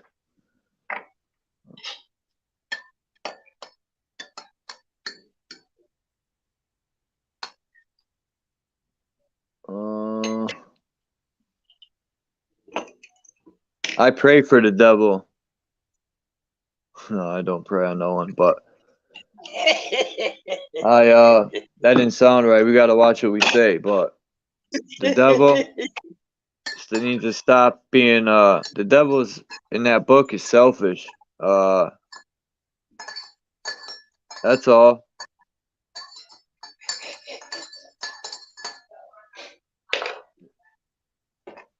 But I don't sit there. I try to, instead of saying people are welcome to say what they want, but me, I say, I used to say that too when I younger. I was programmed to blame the devil for everything, but in reality, we gotta hold these people accountable. They're doing it. Yeah, it's nothing to do with the devil. It's a peer person himself. If they can't bloody pick up their bloody feet and do the right thing, we got to shit can them. We got to get rid of them. Like that old lady. That's where we are with the governments right now. That old lady Somebody stood up said to to me the other Trudeau. day, if you go and stand, the guy was talking to me, he said, well, why don't you be a politician and you can lead the country? And I said, why would I lead and go and lead in a system that's already fucked? Honestly, you got to drop kick that whole shit lot. And we're doing this. We're drop kicking the bastards out of our ballpark, mate.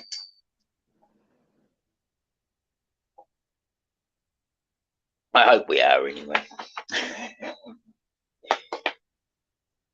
I'll just plug. Yeah, if anyone wants to. Man, you know what? I can't believe how fast a battery will chew down when you're on bloody live stream. Yeah.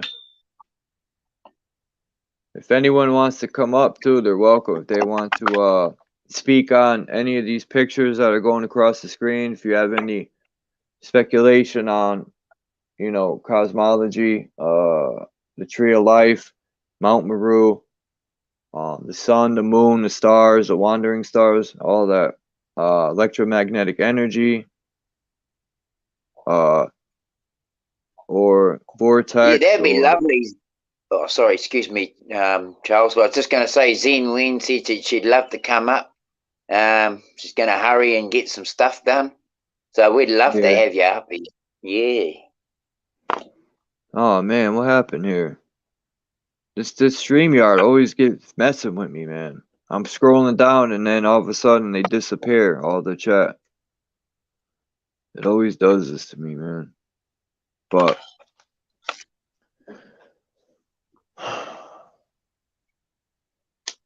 Mind's Eye should be up here. Yeah. Mind's Eye, it's always dropping some he had his video and I got this short video. I'm gonna play it real quick. Because I want them to see it. It's gonna change the subject real quick, but I want Sally Sue and Sugar Seas and everyone to see this video. Because it blew my mind when I said it, because it relates to whenever it just relates to everything. You'll see. I got the hiccups. People privately operated drones. What are the pod people? All right, so every 360 years, we go through a reset, and it's symbolized by the total eclipse of the sun. The last one would have been around 1660, which is why everything is like founded after that date, when they found all these Tartaria buildings.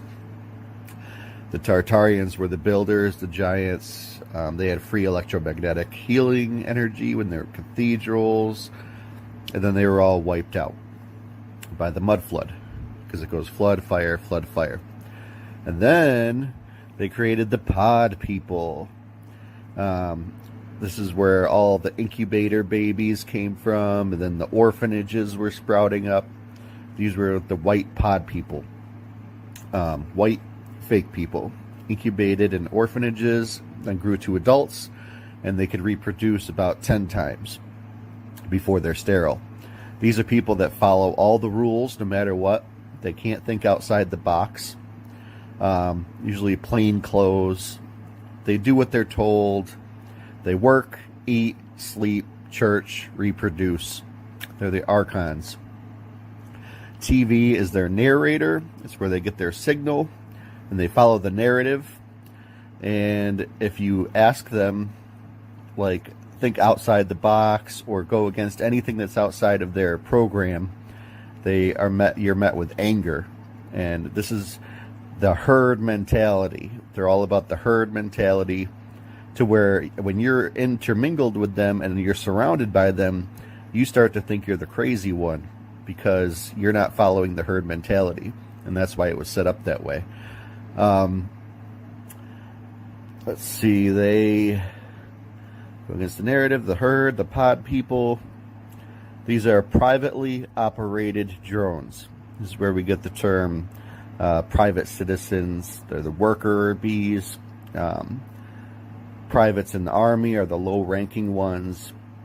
And we've turned them into non-productive private citizens because their 10-time reproductive cycle is ending. So these people age faster. They look older than they are. If you look at those old pictures of all the orphans, if you look at them, they're like 10 years old, but they all look like they're like 60 in the face. They age very fast. And they just do what the TV tells them. Eat, buy, get shot, wear your mask. TV is their god. And they're used to influence the real humans who came over probably after, if you're creative, your family members probably came here after 1660. I know both sides of my family came here in like 1890. But they look old. When the rapture comes, it's just that their signal is turned off because they've turned into these non-productive, sterile, private citizens. And they're just the followers. You know, they're the herd. They're the sheep. And they're there to influence you and just be these private citizens, these pod people, privately operated drones. So, there you have it. Fuck off. People, privately operated drones. What are the pod people? All right, so every 300. That was quite good. Right? That was I bloody agree. good, actually. Holy shit, man! That makes more. That for me is like the big bloody like the big kahuna just got dropped on my door. You know what I've noticed too?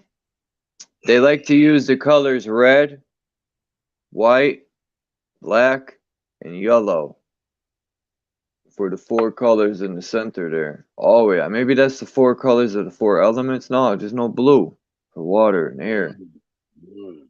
Huh? Why would it be black, red, yellow, and white? Anyone know?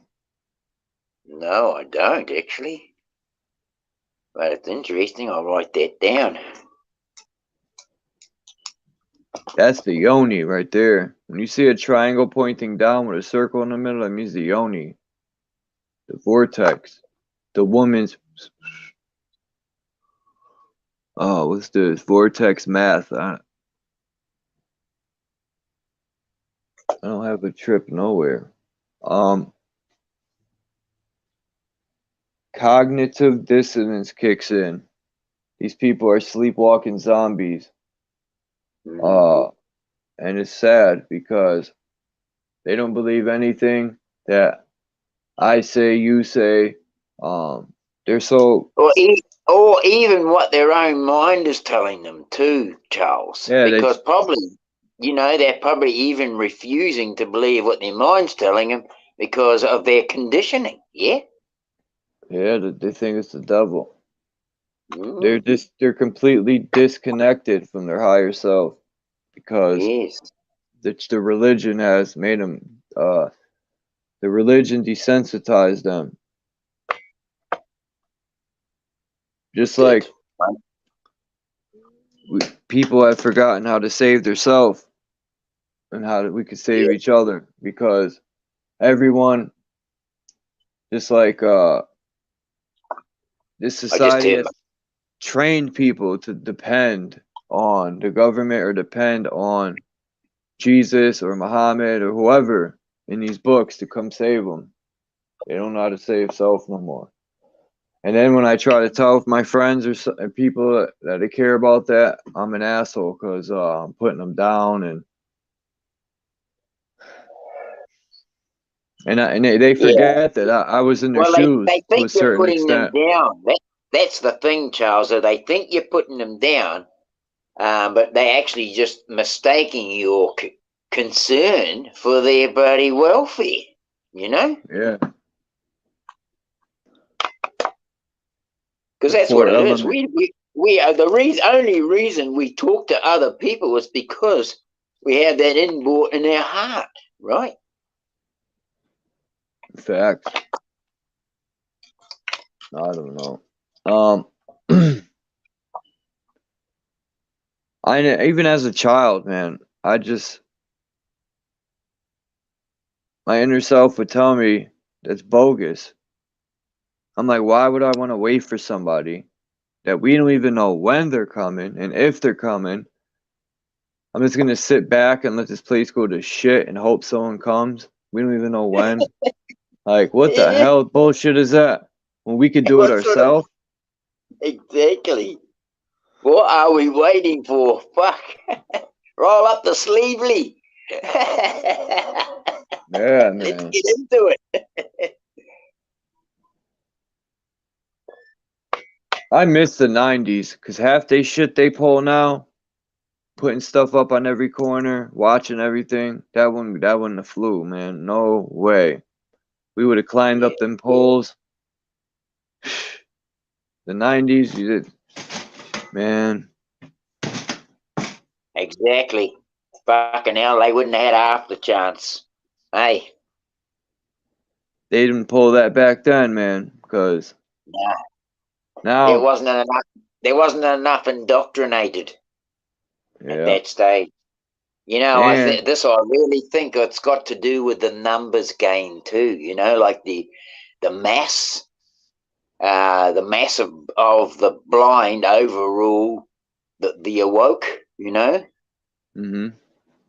and so that's where they had the power over us. Is because like in these ones, like they say, you know, they're just they're privates. They just do what they're told, and they tell you when you're bucking the system. You know, and it's just like, you know, tell on your neighbour. You know, I mean, they got this now. You know, in the bloody you see it now and again on the news and that. Where you know, be a good neighbour and tell on your neighbour if you think they're doing something wrong. What the fuck is that? That's the Chinese social credit thing. It's on there. I was reading it 4 years ago when they started that over there. That's part of the social credit. That's one thing on there is if you see your neighbor doing bad stuff, you tell on them to get your credit score to go up. I mean, it's ridiculous. They, you know, I don't know what's happened to people. I just they got too comfortable, I think. I really think that bloody jab swung a lot of people. I really did. Well, yeah. You weren't here when I played. I don't want to do it again because I don't want to have to take this video down. But I could always end it later and then real quick jump back on and play it. So I could just take it off. But I want you to see this video. If I say BG, do you know what I'm talking about? The guy with the glasses that builds Microsoft computers. Yep. Well, he's also involved in the Jabos. And in 2005, he created an aerosol Jabo they were using against the Middle East. That's all I'm going to say.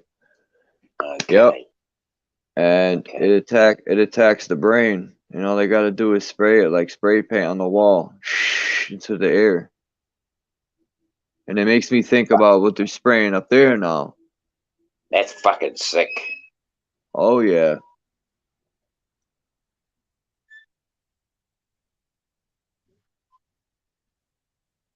You know, that's one of those subjects I always talk about, even even before I started talking here on YouTube, but with even my friends, you know, that we're constantly barraged by technology. Sometimes we don't even know.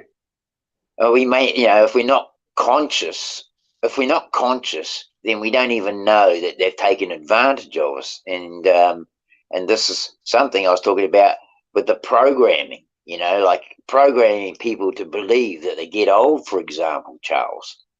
That in itself is a fucking bullshit thing. I mean, when I was a young fella, I believed, oh man, I'm just going to roam on this earth forever. You know, I had it in my mind that I would live forever. And people, you know, say, oh, no, you fucking fantasize, mate. Everybody grows old and dies, man, you know? And I kind of have I know, actually, I've actually come to an understanding in my own head that it's our projection and our own mind that controls where we go, what we do, and how we think, yeah? So if I'm programming my mind to think, oh, bugger, I'm not going to die like they say when I'm 60, 70, when the age of death is, I'm going to bloody live another bloody couple of 100 years or whatever, you know? I hope so. I want to live to be at least 90. Because I got to see this paradigm crumble, so I could say, I'll be waiting for them when they fall from the tip of the pyramid. Well, there's another thing there, right there, though. You know, like if we're talking like that guy says, what did he say, 300 and something years between each reset? Think 348, I think he said. I'm not sure. You know, and the last one was in 1660. Yeah, fuck, we must be coming up close, you know. Maybe. You know? If that one happened in the 1800s, well, I don't know, man. Okay, so but just going aside from that, what is the way of escaping this thing? Okay, Nothing. how do people escape this thing? I have no clue. They dig a hole under the ground, right? Yeah, what if it floods? Yeah, well, you don't want to be too far down, do you? I'm gonna be on like a mountain. Well, that's what I'm thinking about doing here, actually. But I'll keep my mouth shut. I'm gonna keep my mouth shut on that, actually. Because in the water, you know, if you're on a mountain and you dig into it like a cave, you know, it's a less chance of the flood, A, and B, all the water flow down past you. As I said to one of my other mates who's here in New Zealand, a mate of mine who's out the other day, I said, you want to bloody dig a hole, you want to have a bloody cave, but you want to have a boat nearby, because if the fucking waters start rising up round and or liquefying, you want to be able to jump in your boat, right? Yeah. Yeah. Building starts to liquefy. I don't know. I'm going up to the roof. I don't think the building will liquefy. What happens is the ground liquefies and the building gets taken down into it. Yeah, that's what I meant. Yeah. Either way, I'll be buried alive in my giant 6-apartment casket. You know, buddy, oh man, this is what I said to my mate Jerry years ago. We were on on that what they call E's. I don't know whether you know what an E is. It's like MDF or whatever. Have you heard of them? Mm-mm. Damn. Well, anyway, it's like what they use in raves, right? In raves? Yeah, you know how you have a rave and the music just kind of goes constantly day and night. Yeah. I thought you said raise, a rave. Yeah, okay. Yeah, and they have that stuff. Strobe lights. Strobe lights. Yeah, no, ecstasy. the chemical, ecstasy. Yeah, stuff like that. That is called the chemical in it is called. Hold on, let me think. It's called MDMA. But there's a name for that. Yeah, MDMA. Right. Yeah, that's the pure. I took some of that when I was 18, man. I ain't proud of it, but hey, I was at the rave partying. People were dancing like lunatics. They were all off beat, look bugged out. I'm like, what are you doing? Fat enough white people are already off beat. Look at you. Hold on, I'll be right back. Yeah, well, interesting. I'll just carry on speaking. But I knew a guy in years ago, and he introduced me to the damn stuff, of course. And but you know, we had a hell of a time. And one of those situations, you talk about so much different stuff when your mind's in an open state, and you can go places.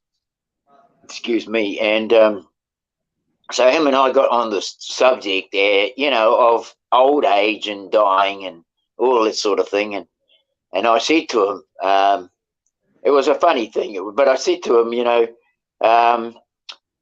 if I die before you, Jerry, I'm going to bloody come on past, and when you're dying, I'm going to grab you before anybody else does, and I'm going to fucking make sure you come with me so those bastards don't get you. And I, you know, like I look back on what I said then, and I just wonder, how much bloody truth is in that sort of shit sometimes, you know.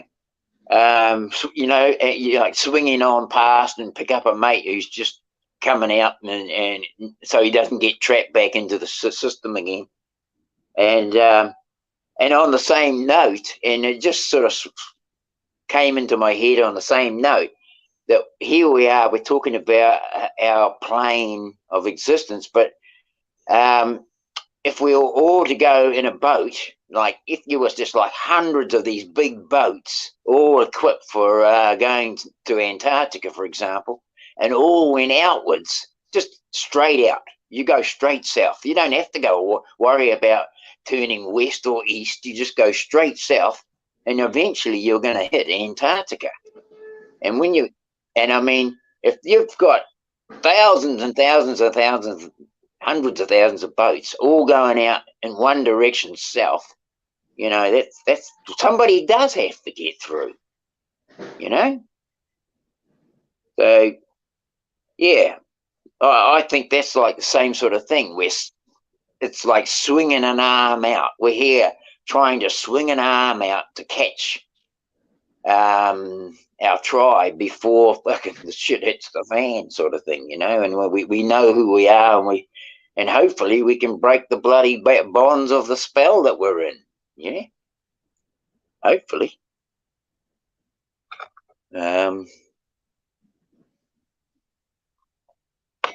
I definitely think we're in a spell, and I really like to believe that Mother Earth is our living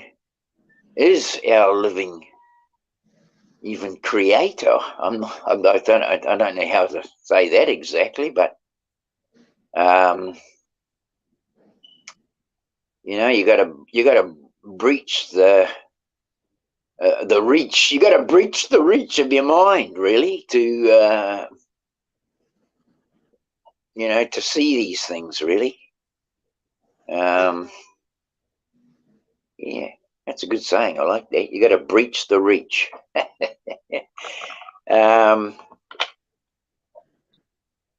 What else can I talk about? Okay, so we were discussing what we were discussing. The artesian trees, the giant trees, and artesianing water still coming up from underground, from old root systems, from ancient trees. You know, we look at the river systems that we have. They very well could have easily been the giant roots of those trees that have been mined out for all the silica, and they've just reduced it to a gully or a valley of the bottom of where the root was, and that's where the river is now, of course. Yeah. So that's an interesting subject, and I really do think that we are living on the old root systems of these giant trees, and the water that comes up from underground is coming up even from the trees that weren't pulling up salt water. Like, you could say that the first trees lived in the saline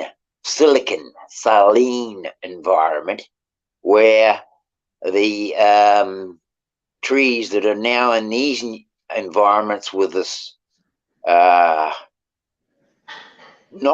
you know, here you go. I mean, here we have, you can look at like rainwater is fresh water, but it's only because the oceans have evaporated. They can't evaporate the salt. The salt must remain with the sea, but the fresh water is taken up. So now the water that's coming down over the earth is fresh water, whereas maybe at one point it may have been all just salt water under there, and that the transpiring trees, they brought that fresh water down, that mist down, because they were transpiring it through their leaves. And who's to say that that mist then wasn't a saline solution compared to, say, fresh today? We don't know, you know. A speculation, of course.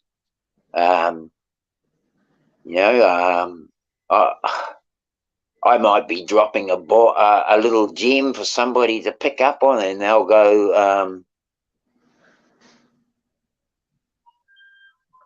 yes, they are Zen Wen. They are trying to break the blood-brain barrier Thank you. Yeah, I'm sorry I wasn't reading that earlier, but you're right. You're right. They are trying to break the blood-brain barrier.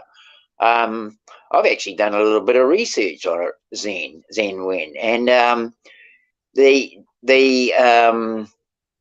blood-brain or the gut barrier is the first point of call before even the blood-brain barrier. So like our gut has a barrier, a blood barrier that controls a lot of what ends up going to our brain. And so if we can repair those gut barrier holes first, then the stuff that's getting to our brain isn't so, there isn't so much getting to the brain, but also we've got to repair the blood-brain barrier as well. And so my research into this has been through the violet flower. Now, the violet flower is a tiniest little flower. Oh, what does it look like? Like a tiny orchid, even, as a flower looks. And the leaves are sort of like an oval shape with a cupped appearance to them, which the stem grows out from the middle. And so like the cup goes right round on the leaf, and then the stem goes out the base, but it's sort of like a heart shape on the top. If you flatten the leaf out, the stem comes out from the center of the V in the top of the heart. But that's the shape of the leaf. It's like a cup shape.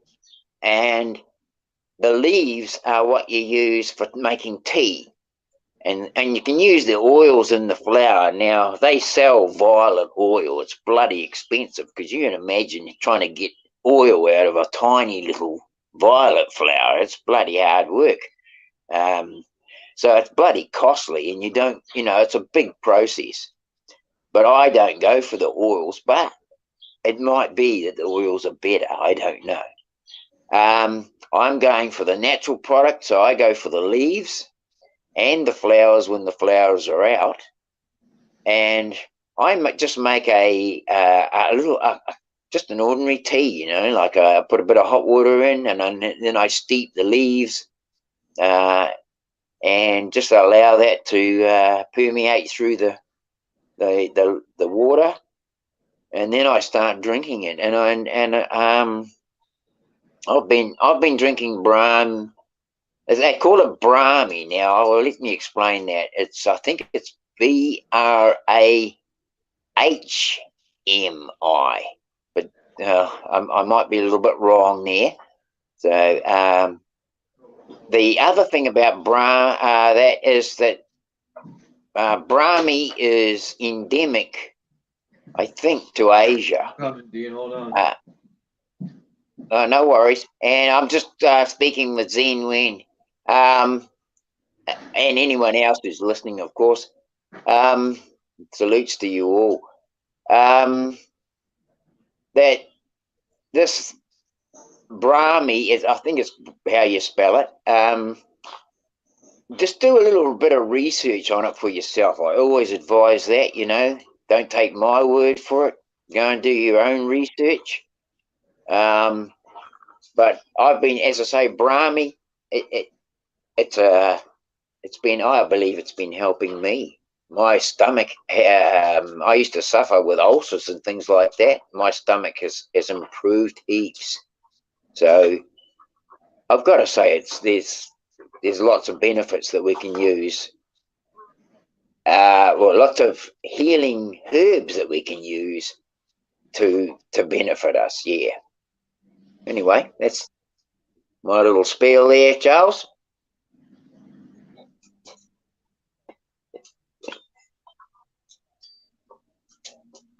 Okay, what else we got?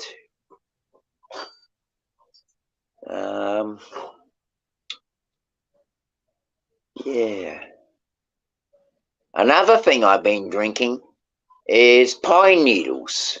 And I make pine needle tea. I haven't done it for a couple of weeks now. Actually, I must get on to that. But you've got to find the right type of pine needle.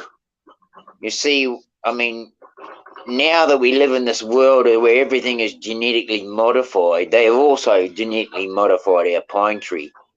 And a lot of the benefits and things that are in plants, this is what they do. They genetically modify the benefit so that it no longer holds, or it holds only small traces of its original benefit that's been manipulated to hold others.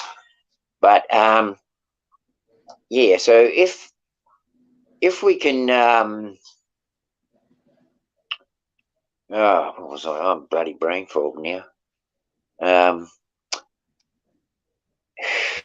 I lost my train of thought. Dang. Oh yes, pine needles. Right. Excuse me. Pine needles. Yeah. So there's lots of different pine needles, and lots of pines have been genetically modified, so they don't hold the benefit they used to have. What? But the white pine is particularly the one to go for because it's high in vitamin C, and it helps to helps as a blood purifier as well. So there's lots of things we can drink, and in the herb Greens. Yeah. I'm eating spinach right now. I eat a lot of spinach and green beans and cabbage. But that's why Popeye spinach got the most minerals, vitamins. It's rich in I forgot what they said, but spinach has the most. That's why they're the darkest green and they're very healthy for you. Yeah, I mean, we've got spinach in our garden, Charles. Yeah, that's awesome. Cabbage. We're harvesting lettuces at the moment, and I'll tell you, there's so much difference between one straight out of the garden and one that's about 3 days old already in the bloody supermarket, you know. And yeah, there's just. I mean, I just implore people to grow their own food, you know. I know. If I had a strip of land, I might try to get they have things you can put in your window. Have you got a window, Charles, in your house? Yeah. I hope so. Good. Well, just make yourself a wooden box. Get yourself a wooden box. Dean said you got a window in your house?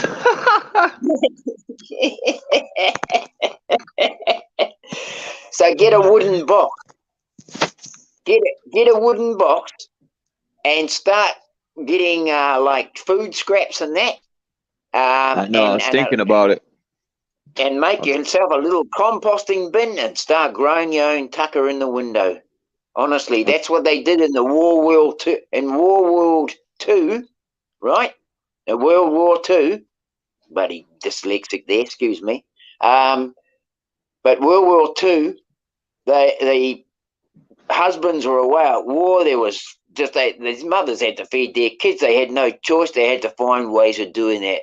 And so they were building window boxes in their windows and growing their vegetables, especially potatoes and staple crops such as them, you know. Because, I mean, fuck that. That's the only choice they had, Charles, right?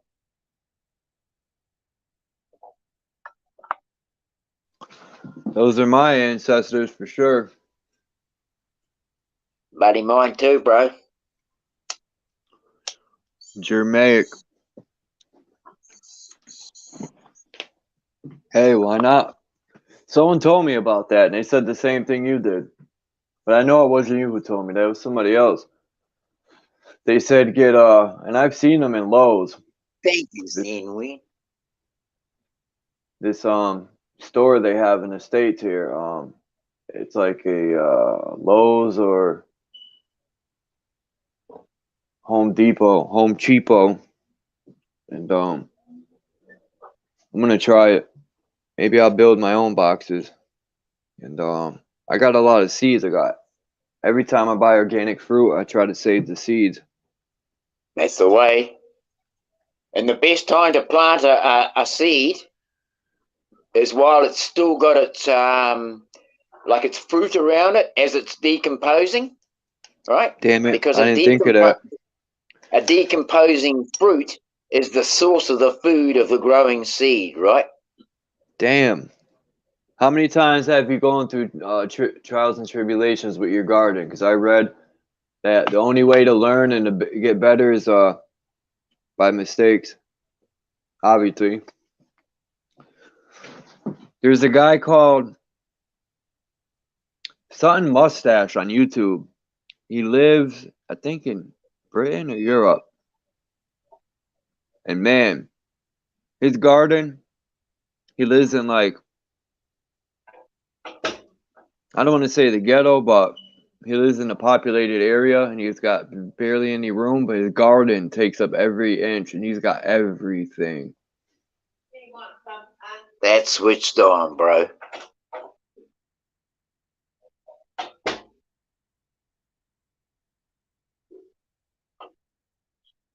That is switched on. Switch on, tune in, and drop out.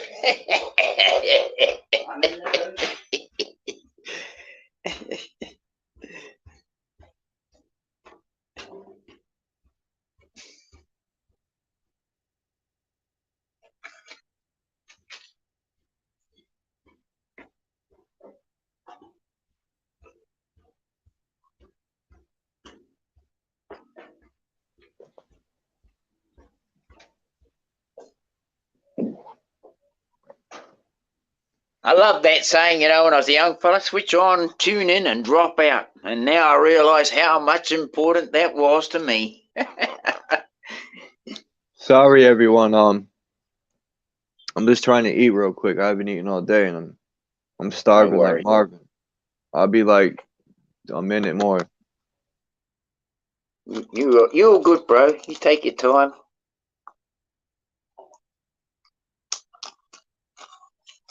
I'm just having a little more of a charge up. Got my camera off so it don't look so bad.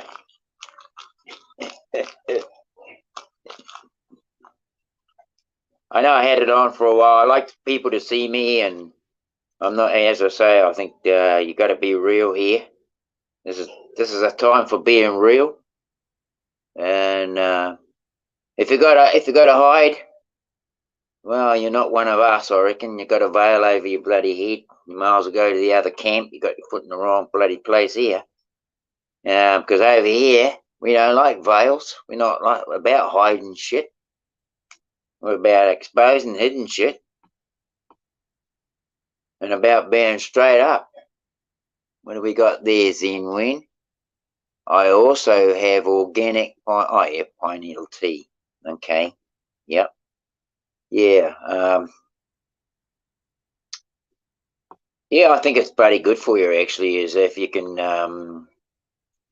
get out there and do as much for your own health, you know, like forget the doctors. My father had a saying when I was a boy, and he used to always say, you know, like, buddy, or somebody to talk about having a problem, a gut ache or something like that. Well, go and find something, you know, we are our own doctor, you know. And he always said that, we are our own doctor. And, yeah, I've lived by that, buddy, obviously, because, you know, taught it. But it served me well, actually, that bloody, that little life lesson from my dad, that we are our own doctor. Because I've looked towards the natural world, to the natural earth, to find my remedies, whereas instead of going to the doctor, you know, I haven't had that attitude. A gift, a blessing, or whatever, sure. Well, sure. I guess we're just showing, you know, that's which side of the fence you're born in, really, you know.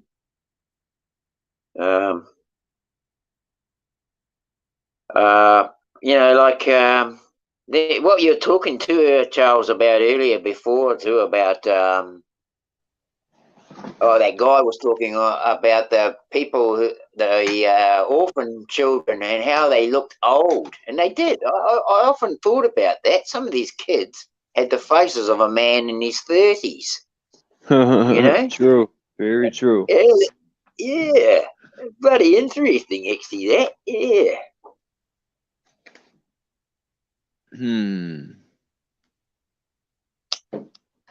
That sucks, man. Imagine being told you're a pod baby. You got no mother or father. Like, well, fuck me, that would suck. You need. I mean, you would have a mother and father. I don't know how that would work to make a pod baby, but you still need DNA of some sort. Of course, and that's why they store it, you know. Yeah. That's why they're taking sperm. Yeah. So they could make a bunch of pod babies. Fucking hell, and they'll pick on the person's sperm that they want. Somebody who's dumbed down and fucking hasn't had the fucking, you know, he's one of them, you know. Are you a pod pooper?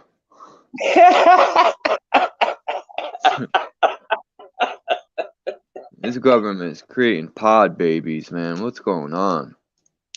Well, that to me is another little, to me, a sign that something's coming up. Why would you be wanting to make incubators and what have you and pod babies? Is there something, is an agenda going to happen where you're going to need them? My bad, Chris. My bad, Christos. He wants to come up and chat. Cool. Yeah. We were waiting for you on this morning. You probably had to work though. Yeah, I did kept delaying it though. I felt bad, but the weather was bad, man. I kept like, oh, I ain't gonna make this. Half hour, I delayed it. Up, I ain't gonna make this. I delayed it like 2 hours. I think.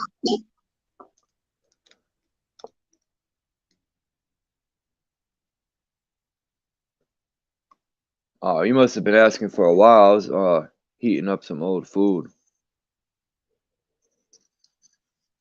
I love spinach. I don't know why, but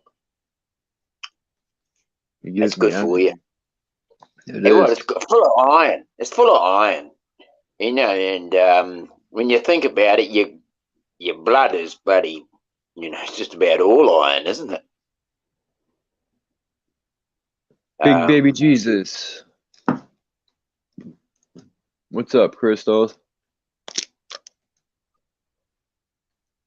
Hey, yeah, I didn't have to work today. I've been taking it easy all day. It's so cold out, and with the snow and the it's ice too, right? You know, my job, I didn't have to go into my sound's dropping out.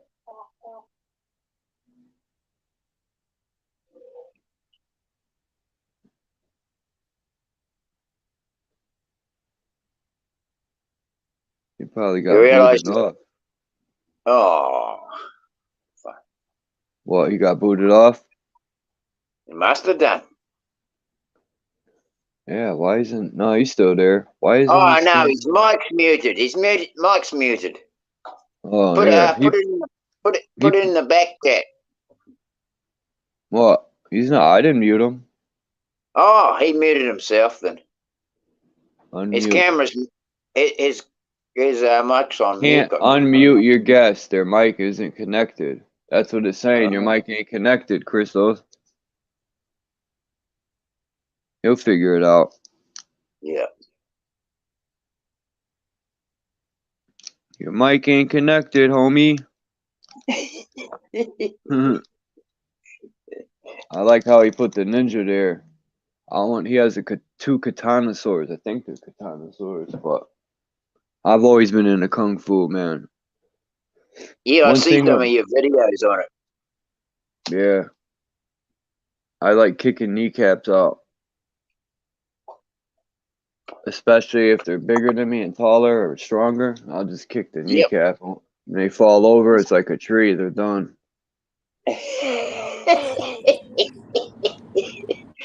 You know, case Phil and I had a conversation a couple of years ago, and we're talking Hey, I'm about this back, time guys. My coming. bad. Oh, sorry. Here we go. No, go, keep going, Dean. I just want to let you. I Okay. had to take a call. That's why Oh, I okay. called out. I had to take a call. And he's talking about how these times are coming, and how you know, like we could be coming down to fighting for your own life. You know.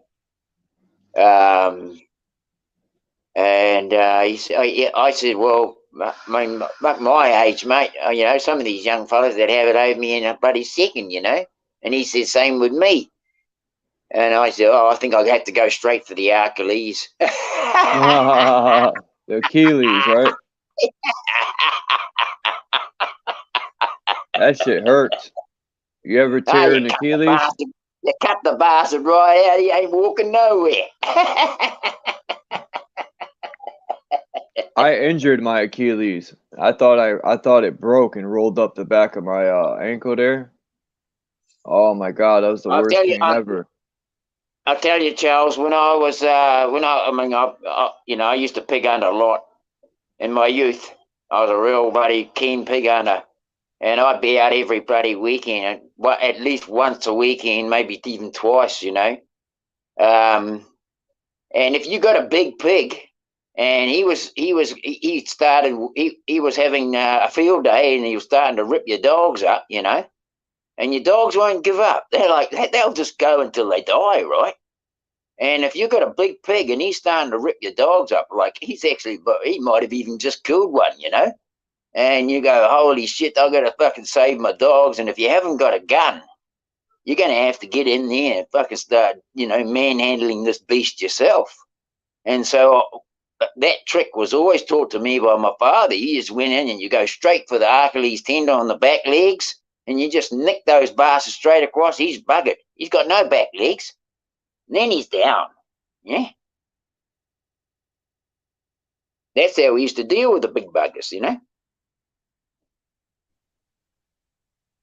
I want to say something. I want to ask Chris what he thinks about, you know, the flat Earth models and the toroidal field and all that. Now I forgot to mention, Dean, when we were talking, this picture. Yeah. When you were talking, I was watching the pictures go by and I was analyzing them. And you know what a Tesla coil looks like, right? Yeah. That's the snake winding around the tree. The Tesla coil's at the bottom is the winding snake, and it goes up the coil. It's all copper. Watch, you'll see. I'll show you the picture. It's coming up.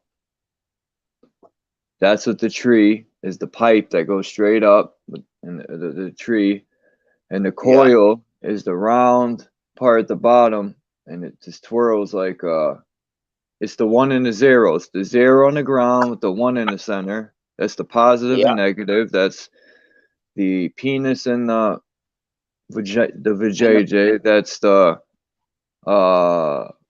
Tesla coil. That's all electromagnetic energy. Watch. Come on, where is this picture? I know what you're saying.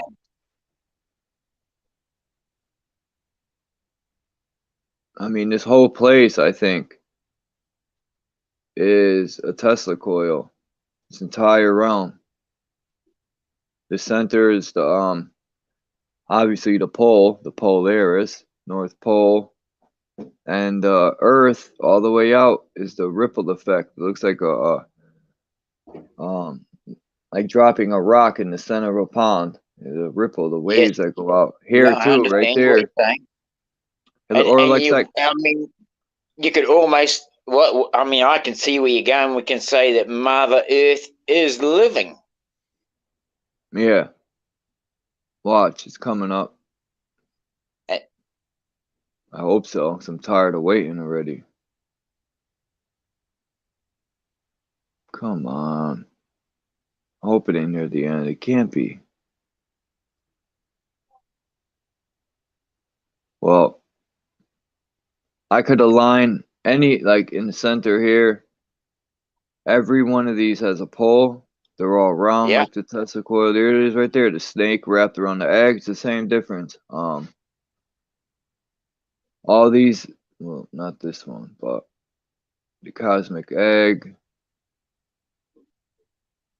Look at the cup. Now that's the one I was talking about, the cup MT.MERU in the center. I wish I could zoom in on these pictures. That's a Hindu cosmology. This is the North Pole right here. That's a picture I think Phil sent me. I forgot which one that is. That's a beautiful. Isn't there a Neil Young song about Mother Earth being like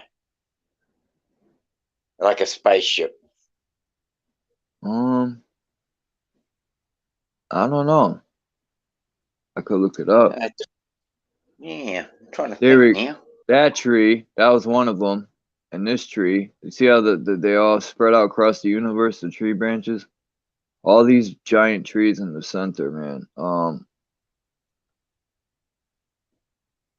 There, that tree right there. That's what I was talking about, one of them. How the branches go. And the Egyptians, those are giants for sure right here. It's coming up. Here's a reach for you. Here's a reach for you. I'll wait for you to carry on though, but I've got a reach for you. It's coming soon, this picture. I know it is, yeah, because I remember this blue thing. Come on, man. It's got to be next to the one after. I know it's right around here. I'm coming, Christos. Hold on. I just want to show him this picture. It's coming up. No, I got you. I think that's Christos. He fell off. The Ouroboros is also the toroidal field. That's the dragon eating his tail. That's the toroidal field, and the tree in the center. People say that's evil. Yeah, I know what you're saying. Look at that picture with the reflection. I think light is a reflection from the center. The sun and the moon is like the center is also like a lighthouse. That's what it kind of reminds me of too. I don't know. I want to find out though. I'm tired of speculating. Yeah, I like think this I'm in the picture. same mind. I think I'm on the same mindset as you, Charles, because I feel like that original tree has been taken away from there, and that's why it's not on the map anymore. It's completely mined out now, right?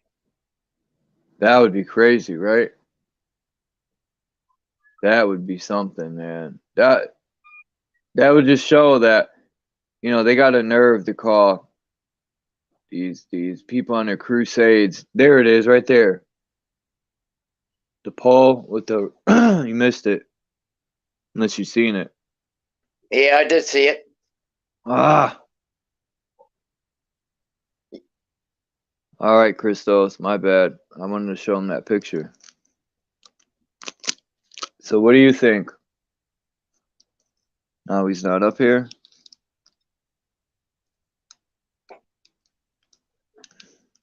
Anyway. Yeah. For me, you know, like how in the Avatar, they had the one massive tree, right? The one that everybody just lived in it, right? Right. It was. I know they It was connected. I know they connected their hair to one of them, and they would speak to the ancestors. I think it was like their source. It was their source, yeah. Yeah. And the tree had all the knowledge and wisdom in it. Yeah. Matter of fact, I'm gonna watch that movie when I get off of here. I'm gonna go find it and stream it or watch it or something. Cause if you stream it, I'll have a watch. Because I want to. Well, I can't stream it because I don't know why I said that. Because you only get 200 megabytes and stream videos. That's all right, bro. Don't worry. This is one of my favorite subjects. What? This, what you're showing with all these pictures, these cosmologies of the different ancient cultures, basically having a flat Earth and like a tree in the middle, the tree of life. It's in so many different cultures, and like I've seen it repeated as an archetype, in a lot of like modern culture, like video games and movies, just like you were saying, Avatar, they have their giant, you know, tree of life, and then there is the game called Dark Souls, which is a game that was made a couple years back. They made a couple cents, but this game called Dark Souls, almost all of their games that they have involve in the mythology a giant tree or giant trees.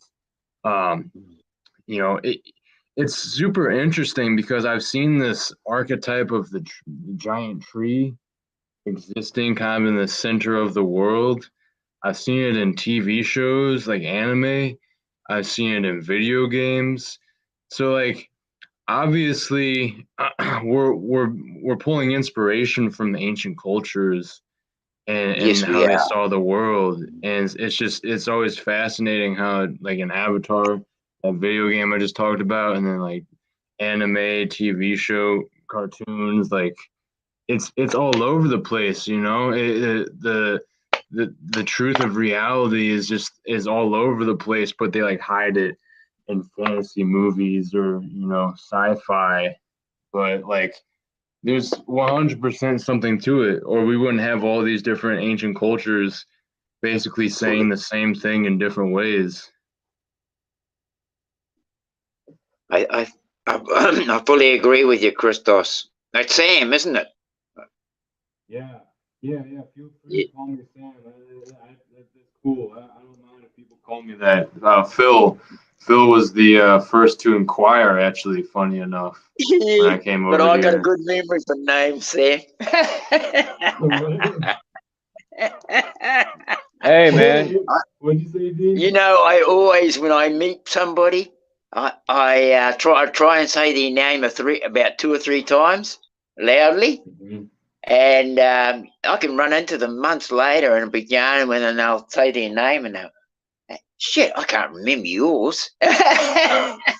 Oh yeah. I know the vibe. Oh yeah. Were you gonna say something, Charles? Or Charles? Your name's Chuck, right? My real name's Charles, but people call me Charles. Chuck. Oh, okay, cool. Either one. Yeah. So you started talking about how you've been. This subject fascinates you, and I mean it fascinates a lot of us, Christos. Yeah. Speak on it, Chris. We've been Yeah, speaking please. for a few hours. Yeah, I'll hop in here for sure, man. It's like it's interesting because it's taking something that's like an everyday thing and kind of mundane to a lot of people's minds, being a tree. Trees, they're kind of just like background props almost for people. Kind of same with like the moon and the sun. Like they're actually pretty significant and like fantastical and mysterious. Yet just because they're there in the sky every day and night, people just get used to it. It's like trees. People don't think anything of trees. But even though there's all these different kinds and different sizes and like their connection to the mycelium network with fungi, mushrooms, and like that whole intricacy. Like a lot of people just kind of have this programming to write off trees as everyday things and just kind of like background inanimate things that just again kind of just like serve as the backdrops, like the props for this reality when really they have so many functions and such an important purpose. Keeping the harmony with CO2 and oxygen and how that works, and all the different resources that they can supply us as long as we keep giving back to the earth, even though a lot of these corporations and governments are not doing that right now. There's I think we talked about this last time, one of the last streams, or maybe it was a different stream, not this one. But I hear different people talk about it. It's the idea that there were once giant trees, like humongous trees, bigger than any of the trees that we have right now. That like great trees, these ancient trees that used to exist, and like we only have remnants of them now. Like Devil's Plateau or whatever out in the desert in America. That iconic little like tree stump looking thing, plateau. But yeah, again, so the idea that trees in ancient times were actually super big and like humongous. Um, that's another thing that I've seen displayed in this video game that I like to play. Like I was saying earlier, Dark Souls. Um, in their mythology and the lore and the story of these games, when it starts out, it talks about these.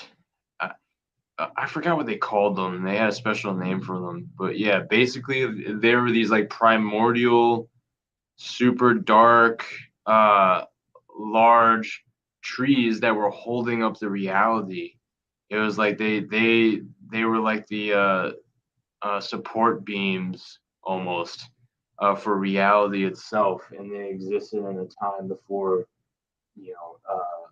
living beings existed. It was just these giant trees, and then these ancient dragons, these old ancient dragons. It was these dragons and giant trees that existed before the creation of humanity and everything else. So that's how it goes with the mythology in this one game. And another thing that was interesting that appears in this game as a trope is the giants. There's a race of giants in the game, and you can find like remnants of dead giants. A lot of them, most of them are dead from these wars in the game. But when you find them after they've died, they start turning into a tree, and that goes along with shit that I've heard of people, hypothesizing about like the idea that these different like natural structures were once like living beings, and like in some strange transmutation after death, these beings turn into trees. I've heard people talk like that with mountains, trees, and other things in nature. How maybe they were once sentient beings that kind of like quote unquote like turned to stone and molded back into nature upon death. So it's I like to figure out what the possible truth of reality is through what they're showing us in the movies and the video games. I think we all know here that they hide deep truths about reality right in front of us here in the movies and play it off as sci-fi and so on. But I love the whole tree of life archetype. In fact, I'll go pull this up in a second on camera. I have my girlfriend made me this crochet, which is like these two circles, one big, one small, and they both have like a tree inside them, like a tree of life, Sephiroth, Kabbalah looking thing. I'll show you guys that. So trees are aesthetic, trees are cool, and then when you kind of take it to the next level of like giant trees in ancient times, or like the mythology of the giant tree of life in the center of creation, which is like this like pillar that holds together the lower realms and the higher realms. I think that's super cool, and it resonates with how we're pillars and we have our chakras, we have our lower dimensions and our higher dimensions. On the fractal scale, it makes sense that there would be that type of existence like outside of us, and that we're in some type of Middle Earth, just like they called in Lord of the Rings. I forgot what they call it. I forgot what they like call it in like Norse mythology, Asgard or something. That's not. I see. I don't remember all the different types, but I know there's Hinduism and Nordic mythology. All these different mythologies, they have the realms below and the realms above. I'll let you go in here, Dean. But yeah, there's a lot. There's a lot that can be contained within the tree. There's a lot of different directions it goes. It's no pun intended. Yeah, for sure.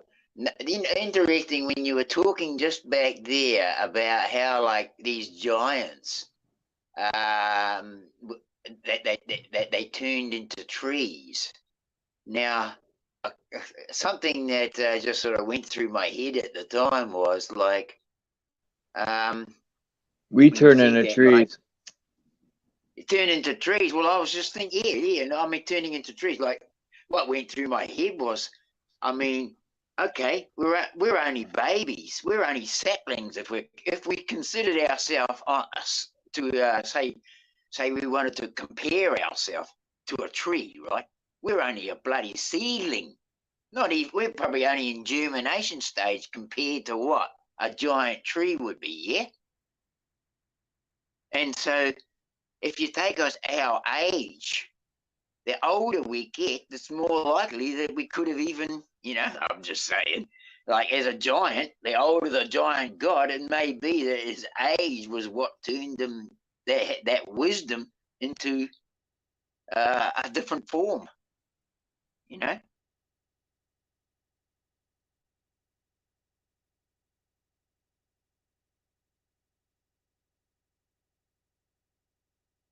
That's a reach. I really like that. No, that's not a reach. I had to run back to my computer because I forgot my headset won't pick up my voice. I have to go back to my laptop. That makes complete sense. You see, that's the thing that we see with other things, like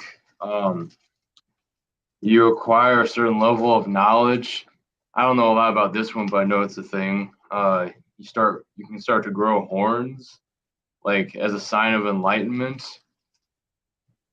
That was a thing within different like ancient cultures. It's one I know less about, but like when you reach a certain level of wisdom, supposedly you start growing horns. And so that kind of puts a spin on things as we see like horns as like animalistic or demonic or It's real whatever. interest. It's real interesting that the facial features of us, for example, like our ears, seem to continually grow. Yeah. And if you check out our eyebrow ridges, for example, now they used to say that when they found the skulls of people with big eyebrow ridges, they were Neanderthal man, but that's not true. Actually, they found in a study that anything with a big eyebrow ridge that looked at the skull of a man was actually an aged man, right? What about your face, right? If you go and draw a line from your left eye to your right eye, right? And then go down to your mouth, that's one triangle facing down. Then if you draw a line across your jaw and go up to your third eye, that's the 6-pointed star. From your eyes, your mouth, all your senses.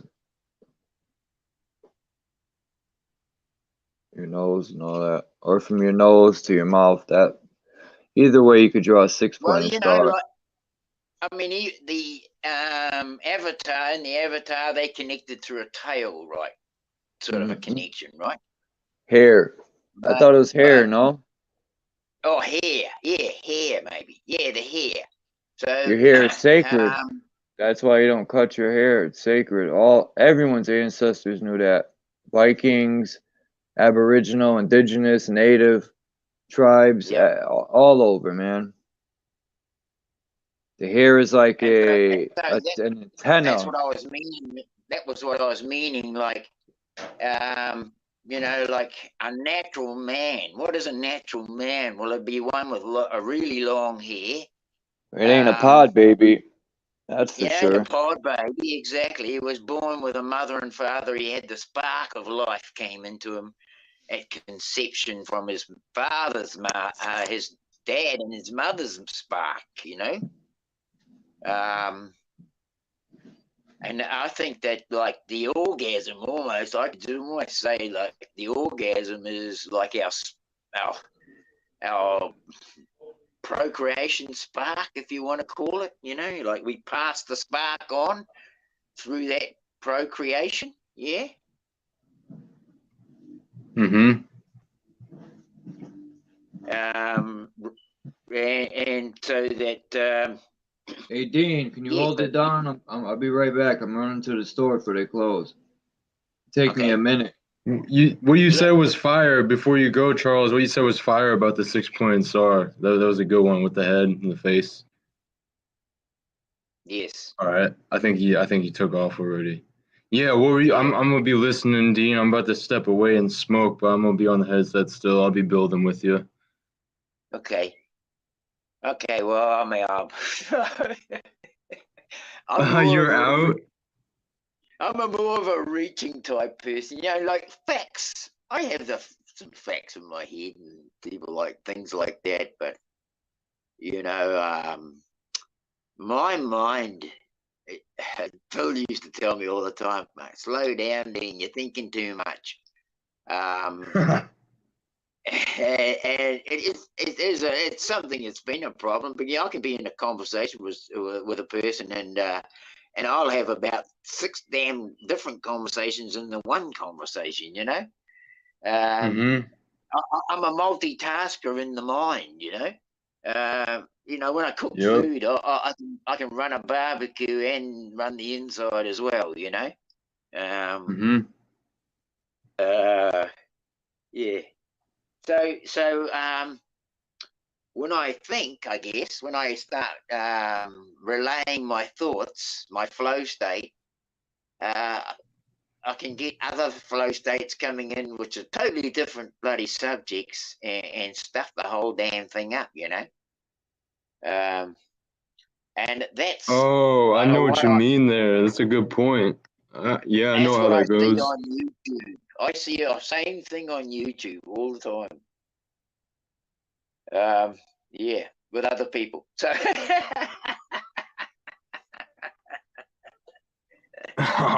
Oh, really? People losing their train of thought, or like having a flow of Yeah. thought that combines into a bunch of other ones. Yes. Yeah. Yeah, I know what you mean. Because like sometimes I just start talking and like I have a conclusion, but it's like instead of ever reaching that conclusion, I kind of start dancing around it, and like those spirals that were just on the screen.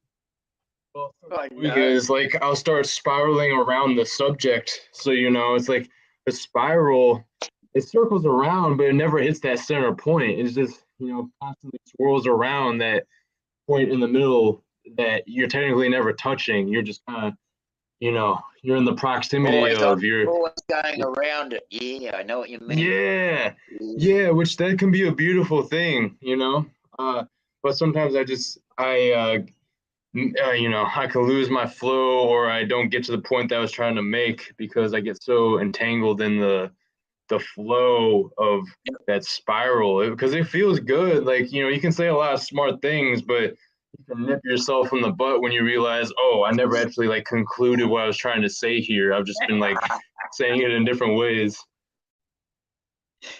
Oh, you're exactly right. I end up there so often, bro. And I guess that's mental training too. I've got to, that's me. I've got to put the brakes on when a little thought comes in and say, oh, I'll deal with that later. But sometimes too, this is true, that you might say to yourself, oh, I'll deal with that later, and then the bastard's gone, and you'll never get it back.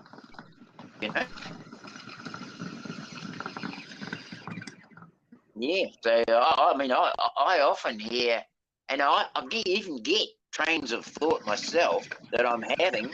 I'm in a communication with someone, and I think to myself, oh, I didn't bring my pad with me, because when I was thinking that, I should have written that down. And then, even if I let it go, I can go back to it because it's there. I've got a point of remembrance to go back to. Point of reference, yeah, point of remembrance, yeah, like a checkpoint. Yeah. I got my pad and pen with me today. You bet. Yeah.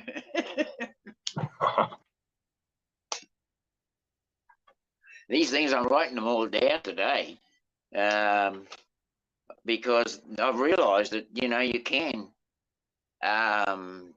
get those little gems that were dropped, and just let them pervade your mind, even just nonchalant. I mean, not a concentrated effort, and amazing what you that what your mind will bring to light from that, you know.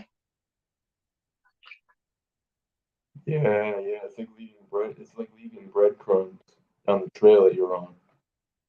Yeah.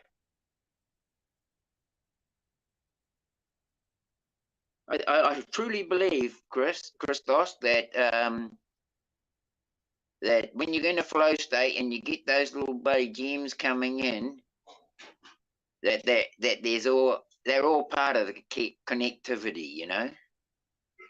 I mean, you can be yeah, talking to you can be talking to somebody on the street, and they will blurt out something that seems to be nothing to do with the conversation, but it'll sit in your head, and next thing you know, you're working on it, and it'll bring to light so many other things, and it wasn't even part of the conversation, you know. It's an amazing thing, yeah. It can end up being part of the conversation later. These things, like you said, they're these points that we make tend to be nodes of a web, and building a web and all the points that make up that web and the lines, it's not always going to be linear. And I think that's kind of that's what can trip us up when we're discussing things with people or going through thoughts with ourselves, is that we make this, it's like we have this like fallacy in our brain where we believe that it has to be linear how we speak about things, that it has to be from point A to point B to point C, when honestly someone could make a point that would be J, but we're only on point D. Someone makes point J, so it doesn't seem to apply within that moment because we're not there yet. But as we continue on the build that we're on, the person that made that point J, which didn't seem to apply yet, once we 5-10 minutes later down the road in the conversation, it applies and it makes sense. And so I think we have to just be okay with things not being linear, because ultimately it will connect. As long as we keep, building in the direction that we're building, sooner or later that point will tie in, most likely. Even if we don't see it right away, someone else might. I fully see that, and I feel that even if it's meant to fit, it will, and if it's not, it'll go anyway. You know. Mm-hmm. Yeah.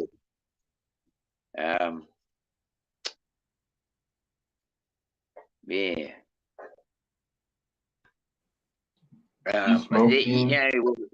We're talking about the well, actually the toroidal field and that giant tree.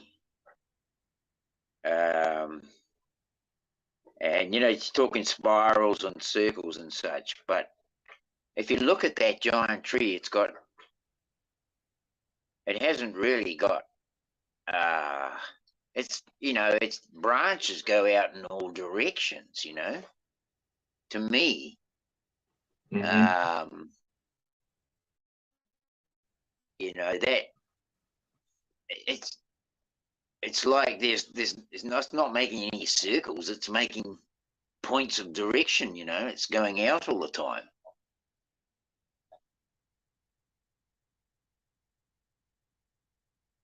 Yeah, branching out in multiple directions, right? Thank you. Yeah, branching out in multiple directions.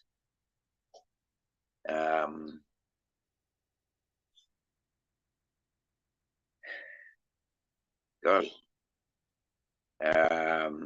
You can. I mean, I can see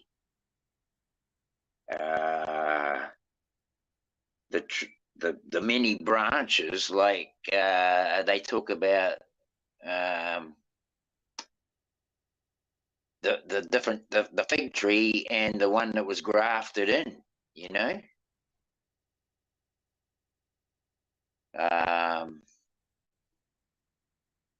that's in the Bible. I'm just trying to really see if that has a connection,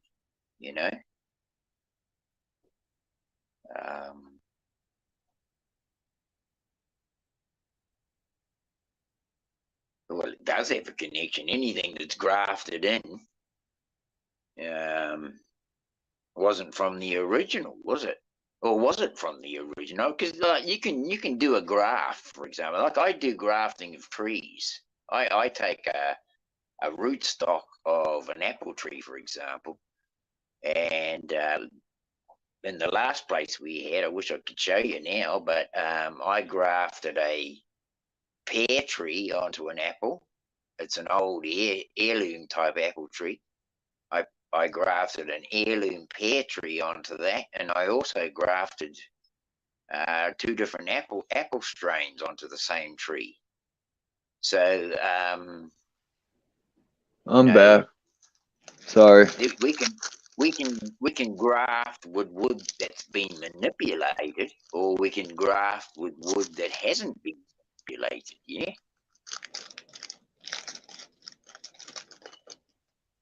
Yep.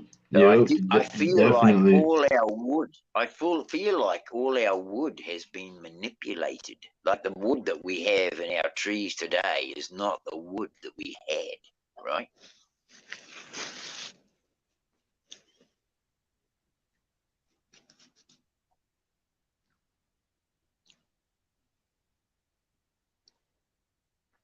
We talked about this with I think London man and I communicated about how. Well, you wanted, hold on, Dean, you wanted to come up, Carbon Crown? I wasn't here, that's why no one could let you on. I had stepped away real quick.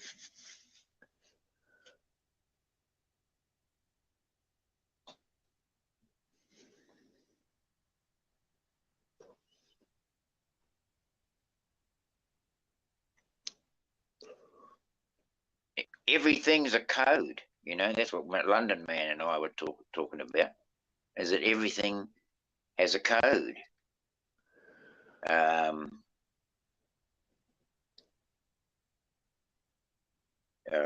Like plants and trees, and I don't know, I read some article where even trees, the DNA structure, the total mass of the DNA structure is able to replicate everything that is here, like naturally, like how did I put there? How can I put this?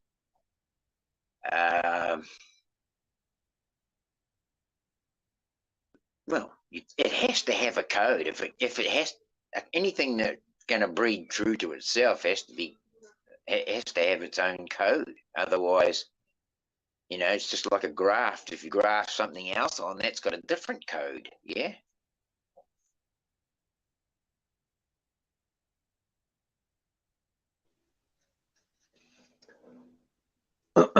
You said tree grafting? Yeah, grafting. Like if we look at trees today, they're more genetically modified than say the giant tree would have ever been. I wish we could stream London, man. He just went live. Oh shit! Yeah.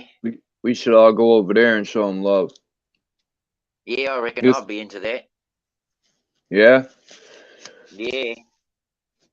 Because I had promised him I'd go over there. He's supposed to go live 2 o'clock Eastern time. He's in London, so never happened. Now all of a sudden he's going live. It's supposed to be 7 o'clock London time. That means 2 o'clock here. Or no, 1 o'clock here. Now it's 7 o'clock Eastern time. That means it's 1 in the morning there. He got it backwards, this guy.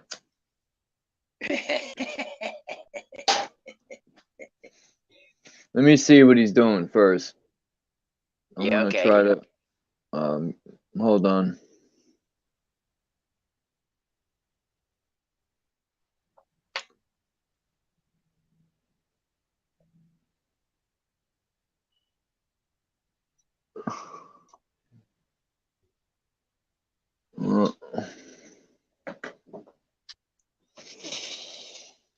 Oh God, hold on.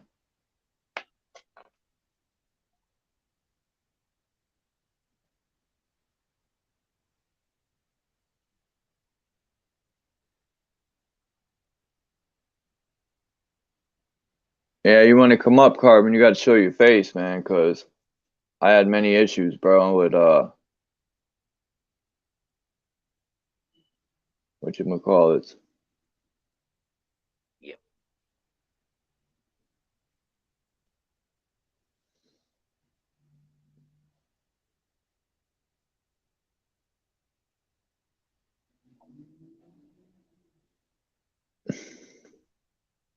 The old trolley tribe. Trolley tribe.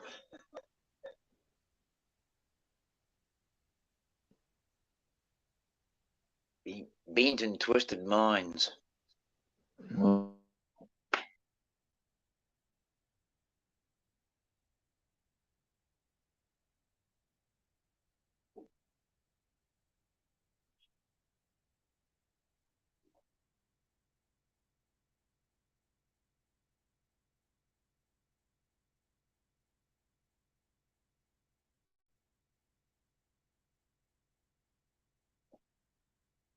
My phone was only on 30%, so I won't bloody go and take you for a walk. You guys still there? I mean, yeah. I wondered if you were Okay. in. Did Charles take off again real quick? No, he's just trying to look up London man's having a live, and he's just going to go over and see if there's any, whether we're carrying on here or whether he was going to go over there. Oh, okay. All right, word. Yeah.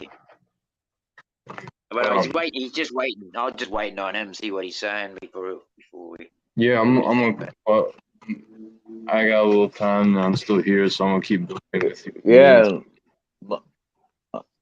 yeah. Let's go over there. It's all good You over hear him? there. Yeah. Yeah, yeah. Okay. I don't know who was trying to hop on here. Carbon. Hey, Charles. Buddy, What? thanks very much for having me up, bro. You know. Yeah, anytime. Hey, did you get my email? Oh, you did. Yeah, that's right. Yeah. I was gonna let Carbon up, but London man wants us all to go over there, so. Okay.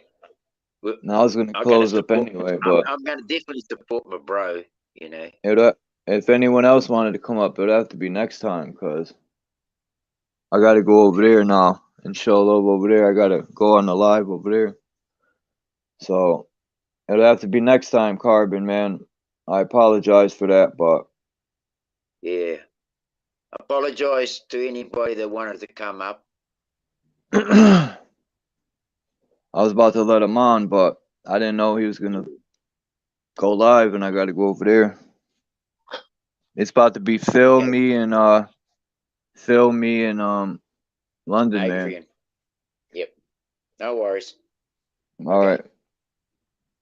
Thanks everybody, man. Peace. I appreciate everybody coming through for sure.